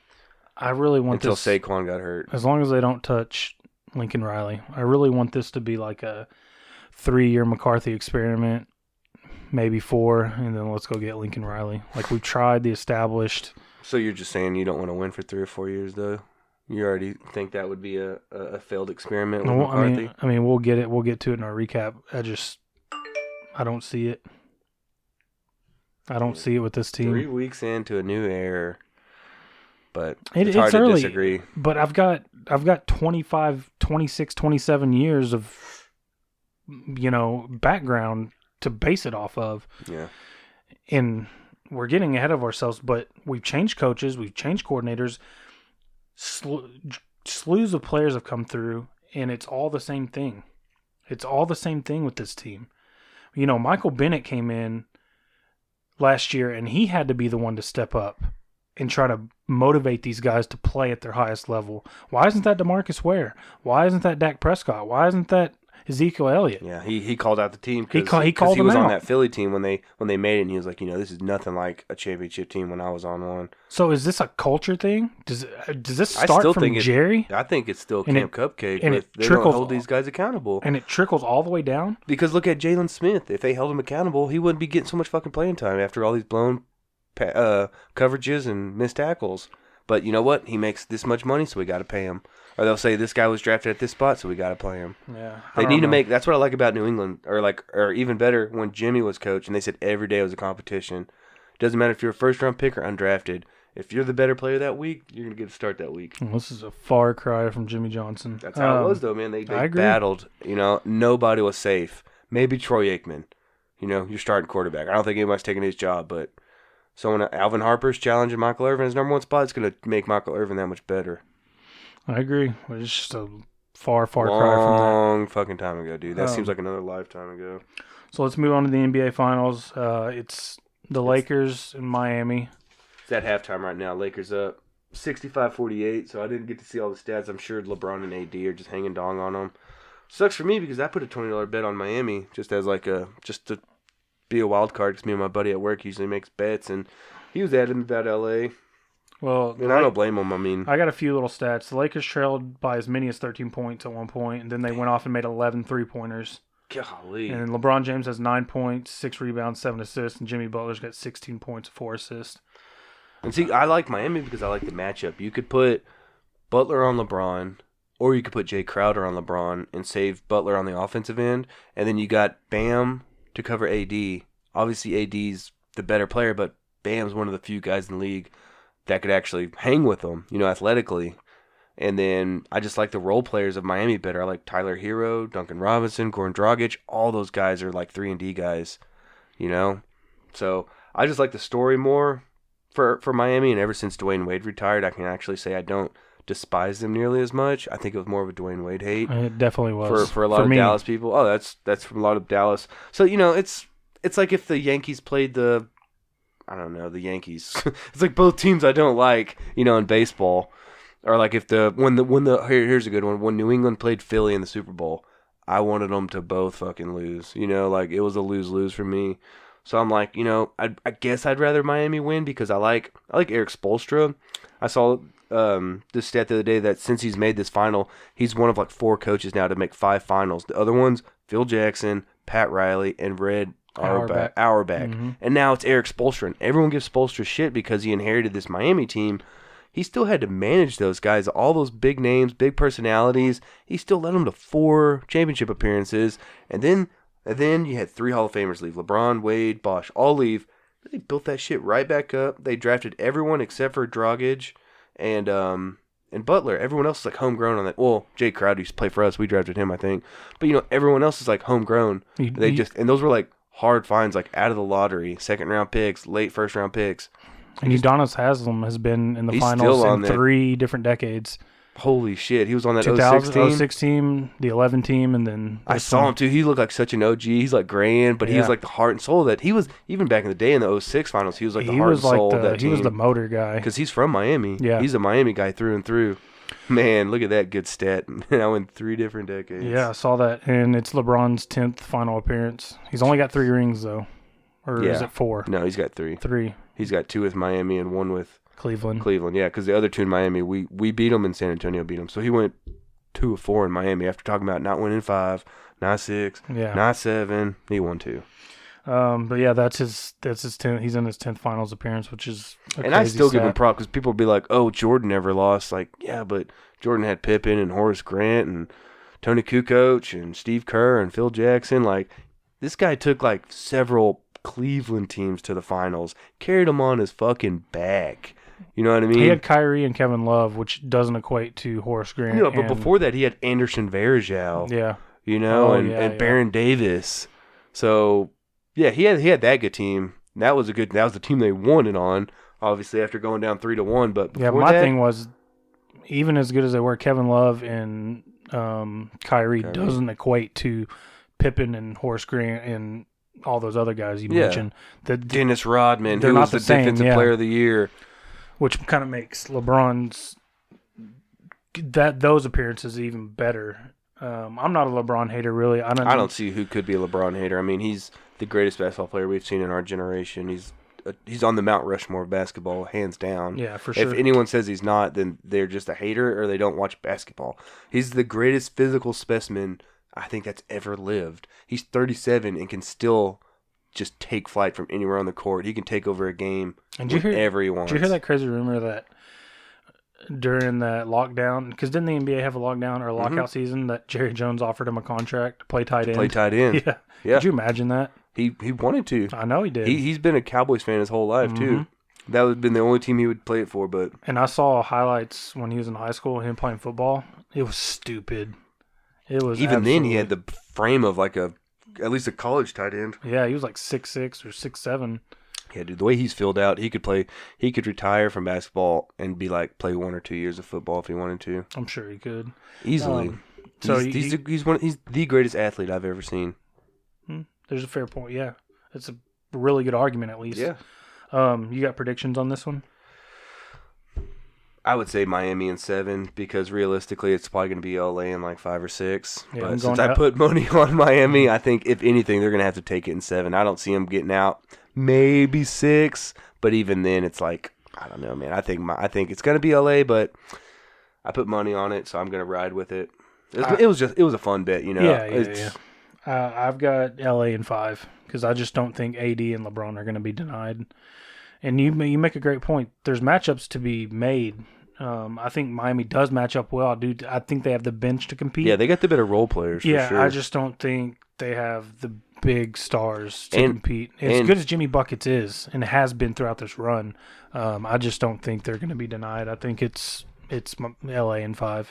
And I said this since the day after Kobe died. It's like, man, Miami or LA's on a mission now to win it for Kobe. Yep. So. Yep. To honor him, to get one for him, because they're going to dedicate all this to Kobe if they win it. So I thought it was like a moment of destiny. I don't know if you saw that picture, but I don't know if LeBron did this on purpose or not, but it showed Kobe celebrating, quote unquote, celebrating the Western Conference Final victory. And he's like standing off to the side with his arms folded. And then LeBron has showed when they won the Western Conference Final, he's sitting down on the floor with his hands kind of on his knees, not celebrating, stone-faced. And it kind of had those pictures side by side, kind of comparing the mindset. That was just Kobe, though, yeah. So, and they put a quote underneath it, from LeBron saying, hey, work's not done. Yeah. But, no, I got LA in 5. For your bet's sake, you said Miami in 7. which that would be good for everybody. I mean, if you take another 7 games, Oh, yeah. And I think Miami's the best team out of the East, so we got what we wanted. I would have thought the Clippers were going to make this. Little did I know there was so much drama in that locker room. Like, they fucking hate each other. So that already blew up. So once that happened, it was like... Doc Rivers is already out. Doc Rivers is out, yeah. Kawhi and Paul George have one more year on their contract. And they traded, like... They don't have a first-round pick for, like, 7 years, dude. No. They traded everything to get those guys. And it's like... It all comes down to next year. If y'all don't win, y'all are going to be back to being the fucking Clippers really quick. And I hope they do because they got so big-headed so fast. Thought they were the hot shit in the league. And then, lost a 3-1 lead to the Nuggets. Remember Lob City when that first started? Yeah, that's what started it all. But to me, that was more a show, like run and gun. That wasn't a championship team. No. You're not going to win a championship with Lob City. It's fun to watch. I remember Blake Griffin jumping over a Kia on the dunk contest. Like, that was cool, but I ain't going to win a fucking championship. Now he's got busted-ass knees. Yep. All right, so let's move on and cry some star-shaped tears for our local Dallas Stars, who put up a good effort, but ultimately ended up losing in 6. Man, that game 6 wasn't a good effort. Everything, look, based on what the roster they were playing with all the guys they were missing, the whole run, when you take it as a whole, that was an incredible run. No, it was a great run. I'm just saying game 6 sucked. No, we hit a wall. Hard, dude.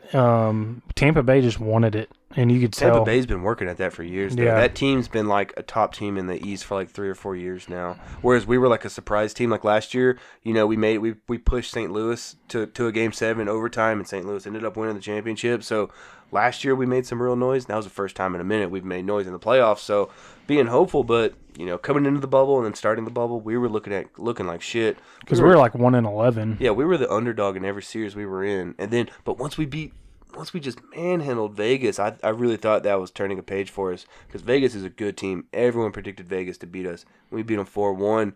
But, I think we won game 1 against Tampa Bay based on Tampa Bay just being out of it, tired. Because after that game, games 2, 3, 4, and even 5 when we won, that was all Tampa Bay. That game 5 Saturday night, that first overtime, that was the tight fucking butthole. Super tight butthole. Yeah, like I was expecting them because it was all in their end. We couldn't even clear the puck out of our end to get onto the offense. Everything was just icing or just letting them get shot whatever they want. And good thing we had Dobie for that. But and there's a couple things. Our first line big scores, they disappeared. Didn't show up, and then our penalties kept getting us in trouble. And Tampa Bay would take advantage of those penalties. We were like 1 of 16. Tampa Bay was like 7 of 17. How the fuck do you expect to win any series with that advantage? So those penalties kept hurting us. They took advantage of their opportunities, and we squandered our opportunities. Yeah. That would be a good way to put it. And then I think they were, I hate to say it, they were just a better team. And game 6, that was probably one of the worst elimination games I've ever seen. Going into the third quarter, I think it was 25-9 shots on goal. We had 9 shots on goal going into the third, and I think only 2 or 3 of them were an actual good look. The rest were just put it in the net, put it in front of the net, and let him just handle it. So and that first goal for Tampa Bay with Point, I don't know if you remember that he had the shot on goal, and Hadobin thought he must have thought he trapped it because he just locked up, dude. He froze, which that's what a goalie will do when they think they got it. They think it's between their legs or something. They just freeze. And wait for the whistle. Yeah, wait for the whistle and you have a face-off. He thought he had it froze, and then we had 3 fucking defensemen right there. Could have just closed in and cleared that puck. Brandon Point got his rebound. Just right fucking in. Right over Dobie. Dobie didn't even move because he thought he had it trapped, so it was an open net. That was so disappointing to see them give that up. And then, I was like, well, we kept it close. It was close. Until they scored that second goal, and then I'm like, all right, our offense is non-existent. It's a championship game, so let's score some. And then just ticking down. And I was watching that game with my brother-in-law, so we were just pounding whiskey. And rightfully so. Yeah, and it just got to the point where I was just taking a shot of whiskey tears. And so, like, I watched it down to about 10 seconds. 10 seconds left in the game. They cleared the puck on their end. I want to hear the final call. And they started ripping off their gloves, and I said, fuck this, man. I just turned it off right there. I was like, I'm not going to watch those cocksuckers celebrate. They deserved it. They won fair and square. I'm not going to watch them celebrate. And with the craziness of this year and then the schedule and the delay with COVID and everything, the draft is in like 6 days. Wow. So especially Tampa Bay and Dallas, they've got to be multitasking while they're in the finals. They've still got to be scouting and getting draft boards ready. And so I heard that today, and I'm like, God. And then I got to thinking about it. I was like, oh, well, yeah. I mean, we had a huge delay, and right now would be preseason. Mm-hmm. I get a roar right on the beginning. This would be getting ready for the season. Yeah, it's always around like late October-ish. So and you got the Kraken coming. Are they coming in this year? Next? I think it's so. This They're gonna year. have to do an expansion draft, or maybe next year. I'm sorry, I could be wrong. Yeah, I was gonna say I'll have to double check, but they were talking about that today, and like, that's how Vegas got so good. They made all these new rules for the expansion draft. Vegas got a loaded roster. I think they'll revise. I think they'll revise that going. They fucking should, man. Going forward, Vegas came out brand new team, made it to the Stanley Cup. Like I want you to have a good team. You should be one of the top teams in the league. The first year, because you're stealing all of my players. Yeah, fuck that. I want to hoard all my guys. I just want to give them all a big bear hug. We got so many good young players that just got awesome experience. I know we're probably going to lose Perry and Hudobin, but that's the other question: free agency. Are we going to be able to find other older kind of veterans to fill out fill the void that the veterans we had this year to fill that void? Yeah. So it's going to be super interesting going into the off season. But our core, the core's coming back. And we just heard about all the injuries that Tyler Sagan had. It's like wrist, hip, groin. I mean, the guy was obviously banged up, which explains a lot. And hockey players are the toughest fucking dudes on earth. I agree. So I understand why he was playing through it, but that actually is a bit of relief because everyone's wondering what was up with Sagan. And he's only 28. He's 28 and he's locked up for like the next 7 years. And then, Jamie Benn, he's only a couple years older. He may be 31. He's locked up. So Klinger, we can lock up Klingberg, and then Heiskanen. That's your core going forward. You Radulov. But that's your front line, and then your top two defenders. That's your top. And then you got Gurianov is still young. I want to say Pavelski was on a 3-year deal. And he showed up huge. And Pavelski and Dobby, Perry, we're going to lose Dobby. He's going to get paid. He's going to get paid. Which I don't blame the guy. I love him, but we have Ben Bishop and then that young kid they're really high on. Yeah, and the young kid's the one that they're talking about the most, because I don't know what's up with Bishop. Yeah, I don't know. He came in for that one game against Colorado and gave up like 5 fucking goals. Yeah, and then then you see him like in the stands like wearing a mask and clapping, and it's like, yeah, he might be done. So that was like we said, our championship drought here in DFW continues. Doesn't look good. Doesn't look good for the Cowboys. The Rangers just locked up the second overall pick. Yeah. They couldn't suck long enough to get the first overall pick. Yeah, they played the young guys, which I'm glad, but it's like, just fucking throw and then I read a tweet that Ray Davies was on a conference call, and who's the owner of the Texas Rangers. And he said, as long as I'm healthy and God keeps me on this earth, I don't have any plans of selling. And a little part of me died. I just wish we could get some ownership in here. Yeah, do something to win. Because it's a cash machine for them, dude. They don't care about the fans or the glory of the game. He's like, I made how many hundreds of millions straight profit this year? Sweet, let's do that next year while spending bare minimum on players. Too bad Cuban couldn't have got in. Yeah. A few years, they just weren't ready for a guy like Cuban. Somebody that's going to come in and ruffle feathers. Like a real maverick. Yeah. Hey-o. All right. So that was a little bit of NHL talk, Stanley Cup talk, Dallas Stars talk, wrapped up into one little segment. So a couple more things here. Let's get into the Cowboys recap. I'll go ahead and start. I don't really have anything written down. We're just a stupid football team. Except for Diggs on that DK Metcalf save. That was pretty clutch. Yeah, that touchdown. That was a really That was the highlight of our defense besides Alden Smith. That was a heads-up play. But I just can't go into a game anymore thinking that we're not going to make the stupid play. We're not going to make the stupid penalty. Not going to give up third down conversions or I think, lose the turnover battle. I think there was a drive where we got off the field on a third down and there was a penalty on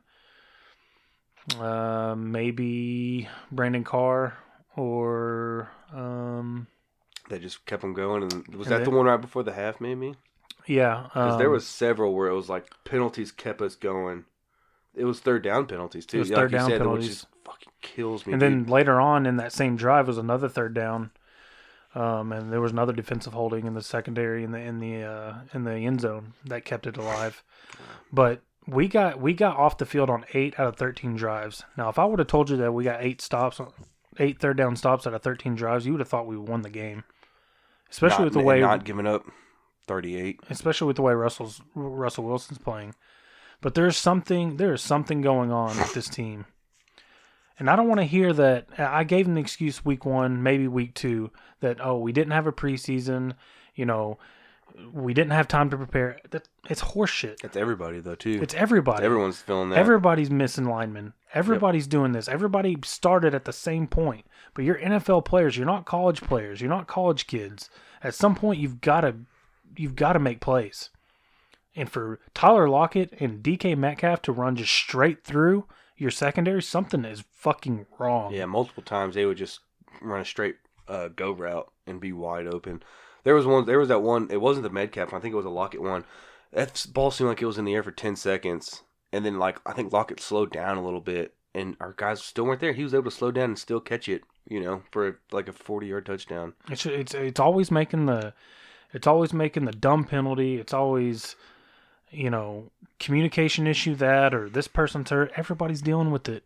And other teams find ways. Yeah, their guys step up and players adjust. And that's why, I talked about it earlier. I don't know if this is, we've changed coaches now. We've changed coordinators. We've done this. It's Dak. It's a new regime. I don't have any faith. And is it starting from the top down? Is it Jerry? His decisions and his attitude and the way... Yeah, because he controls everything. Does it permeate Nothing all the way through? Nothing happens without Jerry, without him knowing and saying so. So, yeah, who else would you blame it on? I mean, other than the owner, the CEO, the general manager, the team president, he's all those fucking things. So yeah, it starts with him. I mean, is Mike McCarthy that bad of a coach? I don't know. He might have his balls in Jerry's pocket. Maybe that's why he's a bad coach. And maybe that's because the only coach that ever came in here and was able to shut Jerry up was Bill Parcells, and he took a Quincy Carter led team to the fucking playoffs. Someone has to come in here and just tell Jerry to let them run their own fucking team. And Jerry just won't do it. He's had a history. That's why he got rid of Jimmy. After starting a dynasty, he got rid of him because he couldn't have his way. So yeah, it's credit. He wanted credit. And instead he just fucked us from having probably the greatest team in NFL history. So what did the game end up? 38-31? 38-31 because Seattle went for that 2-point to make it a full touchdown lead. Yeah. And then it came down. We had a chance. And we had to stop end. on that. We had to stop on that, and there was a penalty. I think Tristan Hill got called for roughing the passer. Roughing the passer after he alligator tackled Carson and Anton Wood landed on him. The human log. But, what's scary is that we are a fluke onside kick away from being 0-3. Yeah. And on that same token, where you change a play, 1 or 2 plays here and there from that LA game, and a couple plays here or there from this Seattle game, and we're 4 or 5 plays away from being 3-0. Yeah, that's why it's extremely frustrating. 3 games in, I couldn't tell you what kind of team we are. I could tell you we're in a shitty fucking division, so we got an inside lead to the playoffs. But it's make the playoffs and what? Get destroyed in the first matchup or hope you win 1 or 2? I can tell you we're an extremely dumb football team. We don't do the little things right. And good football teams, they do all the little stuff right. Yeah, because that's what they work on because they got the big stuff down. So now that's like New England. They worry about the details because we're going to handle our shit everywhere else. We need to focus on these little details that are going to change the game because the other teams aren't planning for that. And I guess Jerry's going to give the secondary 1 more week before Thomas. Before something. I don't think he's bringing Eric Reed in here. But because the whole his stance on social justice. Man, when you said that, for some reason I thought Ed Reed, and I was like, "Fuck yeah!" Well, no, Ed Reed could probably step off the. He'd still be better than what we got. Yeah, absolutely. I loved Ed Reed. That's probably my favorite safety of all time. Bring Roy Williams fat ass back here, and he's better than what we're trotting out there. Okay, now you're just daydreaming. Roy Williams was pretty bad. Now I'm just Roy Williams hadn't been good since Oklahoma. I don't know, but Darian Thompson and Xavier Woods, they are not NFL starters. You don't like Woods? I think by comparison he looks good. Been? I miss Jeff Heath. I know, dude. I know I like Jeff Heath before, it became a joke. Like, what's wrong with Jeff Heath? He's a good. He was fine. I mean, he would miss a tackle here and there, but we were talking On the about other Dallas hand, he would also Cowboys. slobber knock you too. Yeah. He would knock hit you in the dude mouth, out. dude. Special teams captain. Like, probably because he reminded me of Bill Bates, who's my all-time favorite Cowboy. That was like me and my dad's favorite growing token up. white guy. Just token white guy, try hard, played safety. Lunch pail guy. Yeah, bring your lunch pail. All those. He was a fucking special teams stereotypes. captain. Yeah, he probably shot good free throws, played stump defense and street ball, right? But they're just, I know we're down a couple corners, but Cheeto is probably our best corner outside, and I think Diggs is I think rapidly ascending though. by week 8 it'll be Diggs because he made a comment that the game's slowing down for him, and it's getting easier for him, and he's had tight coverages all 3 games. He's been in position to make plays. Yeah, he's been like a millisecond away. It's been those little things that just come with experience. But one thing he does that gives me hope is he'll turn and locate the ball. Yeah. We didn't do that for any of the Chris Rashad years. So just the fact that he's locating the ball is a sign of improvement for me. And he had the Metcalf save, so I really like Diggs. I think that was a fucking great second round I just pick. think the secondary as a whole, it's not even close. So I guess Jerry's going to give them one more week to show their ass before. Well, and you know what they could do is invest in a fucking safety when it comes to the draft. This team never has. Yeah, why don't you invest in a nose tackle and a safety and see how that does you for defense instead of just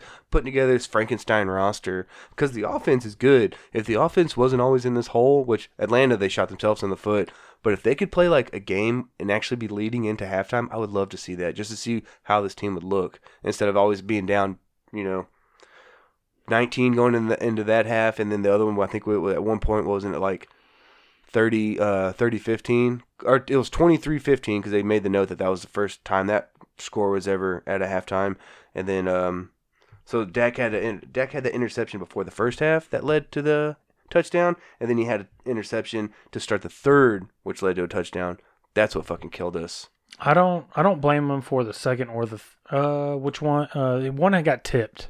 Yeah, and well, then yeah. I don't blame him on that one, and I don't blame him on the last one. It was easy. That was a Hail Mary. It was easy for all of us to say, well, you had X amount of seconds left, throw the ball out and give us another chance because that was third down. We would have had one more chance, but the dude battled to stay up and save a sack. It was amazing he stayed up, and it's a football play where he's just trying to give his team a chance. I don't blame him on that one. He had one bad pick, and it was one of those things where if he let him too far out in front, the safety was going to get it. And if he threw it on the inside, that corner was going to get it. So it was just one of those plays where he probably regretted that throw immediately. Yeah, if he wanted to have any of them back, it would have been that one. Yeah. And he probably watched it on the sideline. He probably watched it on the way home. But that was just a brutal back-to-back. To see one half in like that and then see the other one start, it's demoralizing. And then Pollard, whatever the hell that was on that kickoff when he fumbled the kickoff and then just sat there and watched it. And watched those Seattle guys come and then took and basically just had to fall on it, and then that's what led to the Zeke safety. So it's all, like you said, it's little stuff like, what the fuck was that, man? And then the 2 extra points, you take all that away and it's a close game. That's why I say I could see us being 0-3 and I can see us being 3-0. Yeah. And it's just that razor thin, and that's all the margins across the NFL. Yeah. Greg Zuerlein, I feel more confident in him knocking one down from 45 than I do an extra point now. Dude, he makes me so nervous. And what's up with wasn't Kai Forbath? Is that who he had? Yeah, and he was perfect. What's he doing? He was perfect, 10 for 10 last year for us. I know, but is he on a team right now? Because I'd bring in some fucking competition. I really wish they would have more competition like we were talking about, man. Like last year with Maher, they wouldn't bring in anybody to compete with them. They just let them miss after miss after miss, and it's like, give the man some competition, light a fire under him, and let him know, hey, your job's not guaranteed. You have to do better, or we will replace you. But there were a few positives. At one point in the game, I don't know if it was a Kellen thing or a McCarthy thing, but they made some substitutions on the offensive line. Yeah, that was a great They brought move Biotish in to kick Martin out to tackle. Yeah, and then fucking time. And then once we did that, everything kind of stabilized for Dak. He wasn't having to feel the pocket and move the pocket so much. He had a little bit more time to kind of set up and see the field. And at that point, everything kind of started clicking, and he wasn't running for his life so much. So, again, that's one positive. Yeah, I really like the fact that they put Biotish in. And kicked Martin out to tackle. Yep, that's just great in-game adjustment that they made. That would never happen under McCarthy. Even in that Atlanta game with Adrian Claiborne just working Chaz Green, they barely made an adjustment, would they? I think they finally brought over a tight end to cover him. What's that gonna do?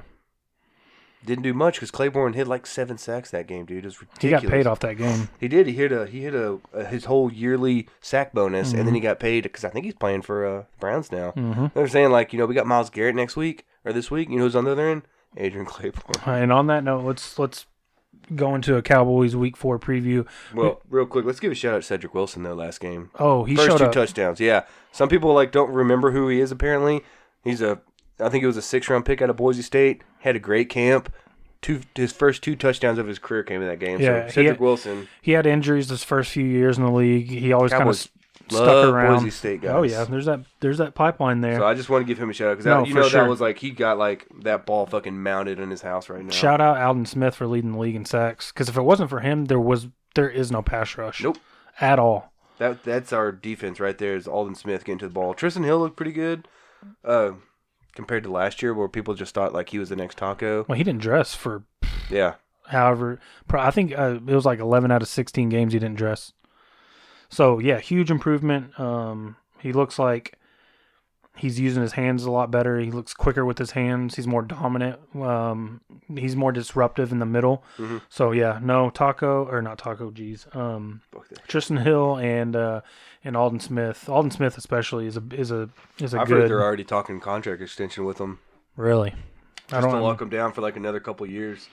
Wouldn't be a bad idea. No, he's looking great. So the Cowboys got Cleveland Browns coming in this week, 12 noon, AT&T Stadium. I don't feel nearly as confident in this game as I probably should. No, and everybody is. And they're like, oh, it's the Browns. But this isn't. Yeah, that's what I'm saying. Oh, it's fucking Browns. This isn't Tim Couch's Browns. I mean, put on here, you have to make Baker beat you.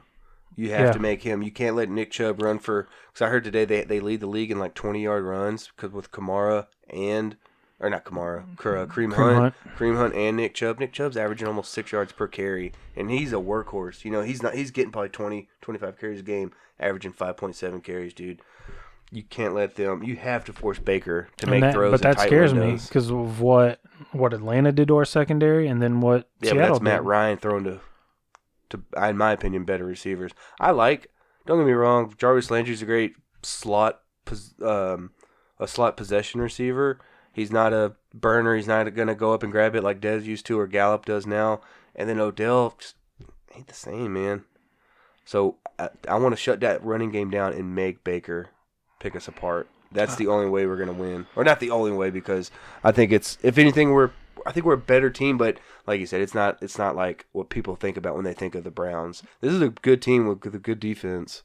I think it's gonna be a really tough game. It's gonna be a really tight game. I think it's a 1-possession game. If we give our scores later on, it's gonna be a 1-possession game in my opinion.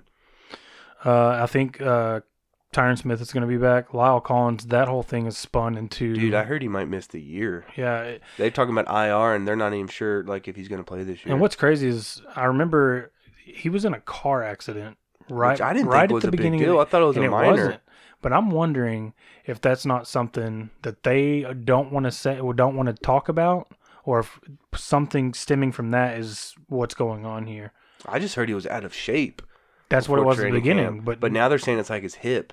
And so I don't know if that was from a car wreck or, like you said, just something totally different. But they're being... This is weird. It's getting into weird territory now. And that's a Pro Bowl tackle. And they didn't put him on IR. So it wasn't so bad to where they think he couldn't come back, after 3 weeks or whatever, 6 weeks, whatever the IR is this year. Yeah, they gave him a 3-week timetable, but if you put him on IR, they have to stay 3 weeks. Right. So, but I think Tyron will be back. That'll put 80% of your line back together. Still keep Martin on the outside.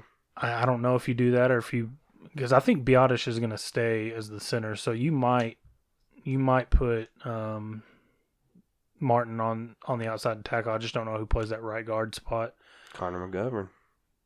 But see, he hasn't got any playing time. He did at Penn State. This ain't Penn State, brother. Sink or swim. He's better than Joe Looney then, I bet.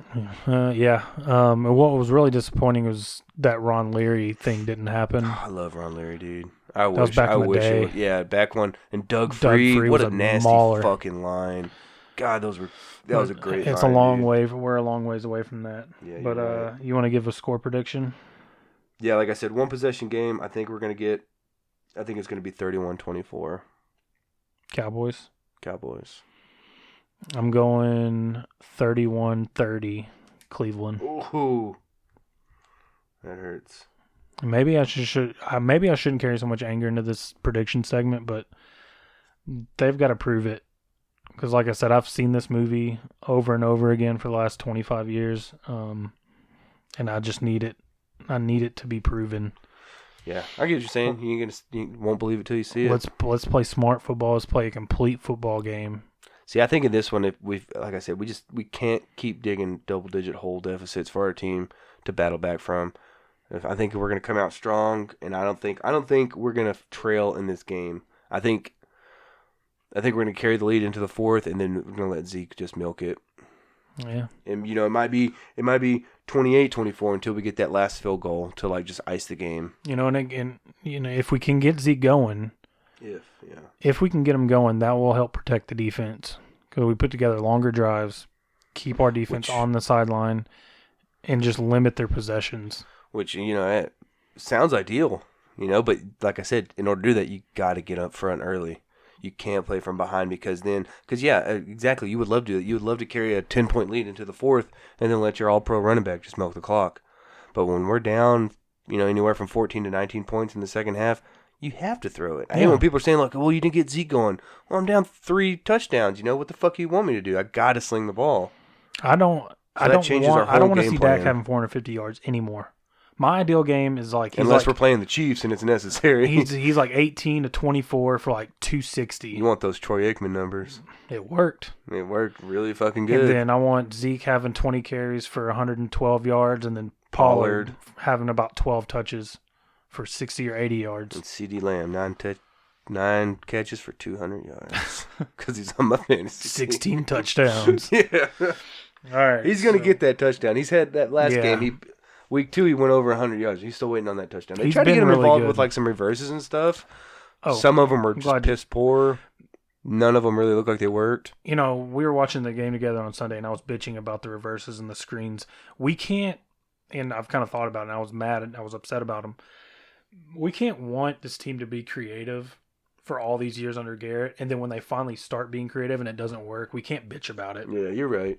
But it's at like least it's got to be the right time though. It's like going for it on 4th down and 4th and 5, running up the middle. Like I like the aggressiveness, but that's the wrong play to call. And we said keep your offense on the field. Yeah. So it's like I get you want to be creative, but they ran like that same play like 3 times. Yeah. Those jet sweeps didn't work. Mm-mm. The Seahawks were just doing too good of a job of getting upfield off the ball and disrupting Adams them. Was looking good until he hurt his groin, but I actually think it helped us when he went out. Of course it did. He's an all-pro safety. Yeah. Or no, excuse me. I think it hurt us when he got because he's more of a free flow. He's going to play closer to the line. He has more freedom to kind of roam in that defense. And when he went out, then they had to start going to like more of a 2 high. Where when he was in, took away they were playing one high, 1 deep.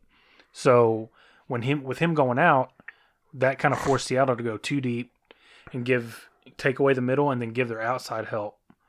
But yeah, I mean, not having him in, I think it, obviously, it's one less weapon, for them to have. But so I had 31-30 Cleveland. You had 31-24 Dallas. And that takes us to what are we watching and what are we listening to? I'll go first. I started watching season 2 of a show called Rami on Hulu. Oh, yeah, I've heard of that. And basically it's about a young Muslim dude and growing up in New Jersey, and he's really just trying to find kind of his way in life. He's trying to figure out kind of who he is and how that works with his religion, and he's kind of struggling with wanting to be, a good Muslim, but he's got all these temptations of being the young 20-something, sex and drugs and alcohol and stuff like that. And I finally caught up on season 2. Season 1 was like kind of light, a lot of funny situations. Season 2 got dark. It hit on some dark, heavy stuff. But it was good nonetheless. They're 10 episodes each. And there's some touching stuff with dad. There's some dad stuff in there that kind of will pull on your heartstrings. Yeah.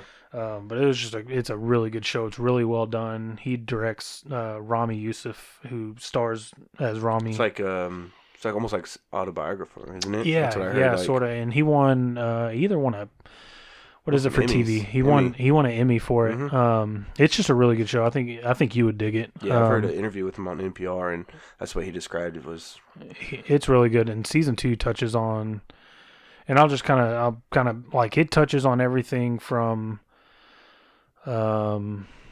suicide to him jerking off his best friend in a wheelchair. ooh, Yeah, it's a wide-ranging. I mean, there's a lot of ups, and when they're up, it's really funny. And then they touched on some dark kind of shit got real in season 2. shit. Got real, but it's a really good show. And then I've been listening to a podcast called The Piketon Massacre.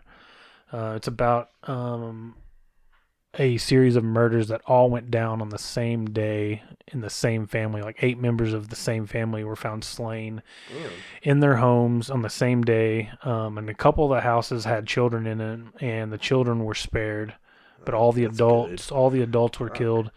And then turns out the focus starts, or the attention gets turned to another kind of family, well-known family in the same town. So it's a lot. It's like kind of like this Hatfield and McCoy type dynamic that they're playing with. But I think I'm on like episode 10, and I'm caught up now, so I'm having to wait each week for a new one to come out. But it's really good. There's a suspicion of like the family that got slain were like drug runners because they owned like a huge farm. And it's just a really good story, and I know you like true crime. Yeah, and I'll show it to you when we stop recording. I'm gonna listen to that. It's really good, and it's really well done. A lot of detail, a lot of interviews with family and investigators and stuff like that. At one point, the family who's under suspicion packs up and moves to Alaska during the investigation. So it's kind of got a little bit of everything, but it's really good on National Podcast Day nonetheless, or International Podcast Day. So that's a real put some respect on it. I didn't put enough respect. But yeah, it's called the Piketon Massacre, but it's really good if any of you guys like true crime. Definitely. So what about you? What do you listen to? What am I listening to, or what am I watching? Does it Either matter? one. It don't matter. I'm going to go, what am I watching? And yesterday, we finally got to finish Toy Story 4. Oh, how was it? Man, It was good, wasn't it? It was good. I said, it's not a trilogy, so it's a series. It's a true classic. In the ranks with Star Wars, Mad Max, and Police Academy. Just holds up so well. We got the Woody and Bo Peep love story we've all wanted and deserved. What was the stuntman's name? Duke Kaboom. Duke Kaboom, dude. Yeah, and I got here. Did you know that the Evel Knievel's family actually filed a lawsuit against, like, Disney? Good luck with that. Yeah, because they said that they're using their dad's likeness and how it's a ripoff of his character. Okay. I said on here, dude, they went out of their way to make sure that he was nothing but Canadian. Everything he says, like, I don't think we can, or what did he say? I know we Canadian, or I don't know. I forgot how he said it, but he was the most Canadian guy, and his owner was like Pierre or something. Like every memory he had was of this kid, and I don't know, just the whole way that they went about it, like trying to get him. I'm pretty sure he had like a big maple leaf on his. Yeah, everything was suit. Canadian. His whole tire, like his bike was like decked out in a Canadian flag. His suit was a maple leaf in the back, and it was like that guy was. They went out of their way to make him Canadian, and everything about him. I think they were just saying, "Oh, he's a stuntman and he made all these jumps, so maybe that's the likelihood." But So they nobody- don't own. so yeah, so nobody they can- don't. They don't own the rights to being a stuntman. So when I read that, it was kind of like disheartening because it was like Evel Knievel's son. And I know it's a lot of money, but not in like terms of this. They were suing for like $300,000. Seems like with the lawyer fees and everything you got to go through, like, I don't know why you wouldn't just make such a big fuss about it. But yeah, so they were trying to like sue Disney for using their father's likelihood for Duke Kaboom. If he wants $300,000, shit, jump on a motorcycle and get some buses. Go do the work like Yeah, your dad man, did. put the work in, pull yourself up from the bootstraps. But that was an awesome movie because where we picked up was when they were just about to rescue Forky, and I thought Gabby was going to be like this cold-hearted bitch, like no soul, no shred of heart in her. It turns out she just wanted a voice box because she was defected from the very beginning, and she just wanted to share those memories. She of never having had a kid. voice. Yeah, and then she gets turned down by, I think it was Harmony, the antique store's granddaughter, and she's just brokenhearted, man. And then Woody comes back for her because Woody's got a heart of gold, and he's like, "There's a kid for you." No and toy left behind. Yeah, her name's Bonnie, and she's gonna love you. So they're getting to the fair, and then they see this little girl that's lost, and they're like, "Yeah, I think this is my moment. I think this is gonna be it." And it happened. You know, they're able to, like, she maneuvers down, she sits down, they roll the ball out to get the little girl's attention. She picks it up, pulls her string. She's like, "I'm Gabby. You want to be my friend?" And then the little girl, like, goes and finds an adult to talk to, which hooks her up with her parents, and just, like, all works out. And then there's, like, this heartwarming moment when, like, they were saying goodbye at the RV, and, like, you know, everyone's, like, saying goodbye to Woody. And I'm, like, looking back, because I remember when I saw Toy Story, the original, in theaters, dude. I saw it in Corsicana, because that's where my grandma lived. And I saw it with a few of my cousins. I remember watching that movie in the movie theaters. And now seeing them grown up, and I'm sitting next to my own child, and I'm seeing Woody look at Buzz, and Buzz look at Dinosaur, and Mr. Potato Head's there, and Slinky. And I was like, man, it's full fucking circle, you know? And just like, it was a really good movie. Like I said, all four of them are really solid. And then decides, you know, spoiler alert, Woody stays behind with Bo Peep. They're going to travel together. They're going to get on that carnival circuit. And they really set it up for, like, a fifth one if they wanted. Yeah, where they could be, like, all these new adventures because the stuffed animals stayed with them. Which, I didn't check. It has to be that Jesus and Mira. I think one of them's Kevin Hart. Oh, well, okay. Well, I'm wrong. I think. I could be wrong. Or I could be thinking... You're thinking Secret Life of Pets. Yeah. Yeah, he is. He's like the cat in that one. So I don't know. I hope so. But yeah, they totally set it up for a fifth one if they want to do it. I'm sure that movie makes $1 billion when they put it out. So it's just a cash cow for them. But it's really well made. They're not like Three Ninjas, how they just kick it out. Like, I'll write the fucking script and we'll make it. These are like really well made movies that they put a lot of time into, not just the production of it, but like the story of it. I'm really waiting for that Cars 4. See, we haven't seen any of the Cars yet. Dude, I've got. And I try to always talk her into it, like, "Hey, that one looks good. You want to try that one?" "No, I want to watch this instead." And it's always like, remind me. I've got I think all three of them on Blu-ray, and I'll just give them to you. So whenever she's ready, or maybe just pop it in and it'll catch her eye. I'll watch it. They're good. Yeah, I'll watch it without her. I'm to the point where I'm about to watch it without her. Cars 1 and 3 are really good. 2 is good, but 1 and 3 are really good. Yeah. Yeah. I'm ready, dude. Landry was super into that for the longest time. Yeah, so, we're still in the princess phase. She likes Toy Story because she remembers it from Jessie. And I was trying to think, like, who is princess is named Jessie? And finally, she had to say, like, the girl with the hat. So that's the character she really likes. And then after we watched that, because Claire was teaching yoga, I was like, you know, what do you want to watch now? And it was Elsa. We had to watch Frozen. So we watched, like, the first 45 minutes, and then we got her down to bed. But anyway, that's what I was watching. I didn't watch anything else because of all the sports this week. It was like a sports-heavy week for me. But got to finish Toy Story 4, man. That was great. No, it was really. We took Landry to see it in the theater, and it was super good. So, what was the first kind of Disney, or what was the first movie you cried in, like as a kid? Because I'll tell you mine, Free Willy. Oh, when Free Willy jumped over the wall to be free, and you know Michael Jackson's playing. Yeah, and he's got his hand up, and dude, I bawled so hard, man. Hey, I get it. He freed Willy. And then the first movie I was ever scared of, and my dad will tell you the story this day. My dad had he wasn't winning any Father of the Year awards. He had no business taking me to this movie. It was Jurassic Park. I saw that in theaters. That scared the shit. The Velociraptor scene, because that was going to be my answer. I remember turning around real quick, and where the projector was, there was a glass wall screen there, and I could see the reflection of it. So I turned around to get away from the Velociraptors. Turn around, and there the fuckers are at the top of the screen on that projector's window. My dad would tell the story, like, when the movie started, like, I was in my seat, and then, like, as the movie went on, like, I was getting closer and closer to him, and then the part where the T-Rex tears the porta potty up and eats that dude whole. Yeah, he said, he's like, "Dad, we're going." And he said that was all it took, and I was out. Well, yeah, you just saw a man get eaten alive while taking a deuce. Yeah, I remember vividly crying at Free Willy.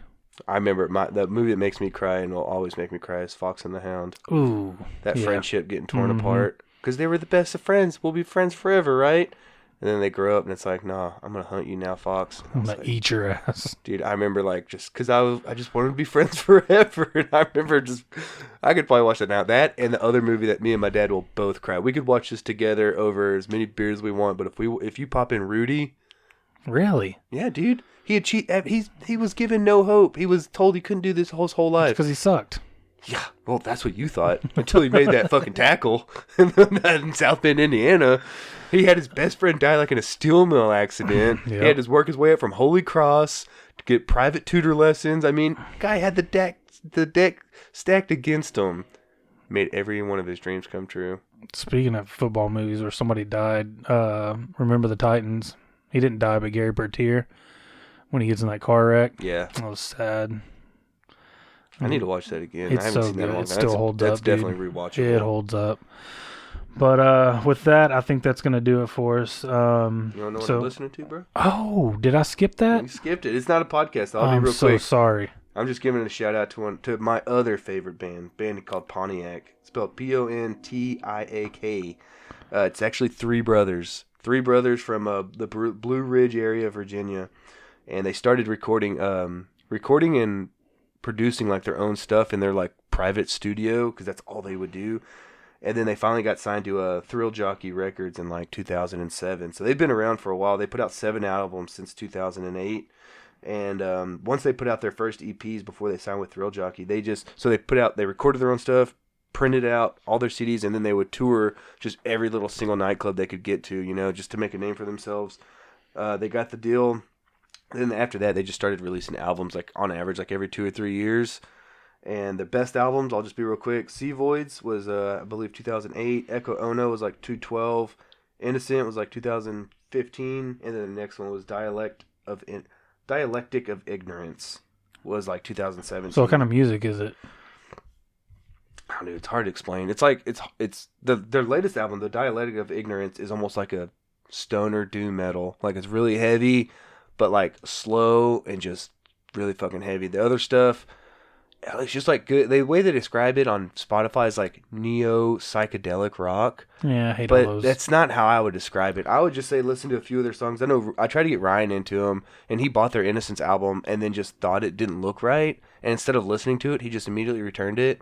So just give him a listen. He knows like music you have to listen to. Yeah, right? he was looking at the album and was like, I told you it was Pontiac. He's like, yeah, but something about it just didn't look right, so he returned it. He thought he got the wrong. He thought he had the wrong album, the wrong band, and all this. I thought he didn't like the vinyl art or like the album cover. And he thought he had the complete wrong one. I was like, yeah, because he should. And I was like, yeah, you had the Innocence album, which might be my favorite. They have another one called Living, and it's one of those CDs where.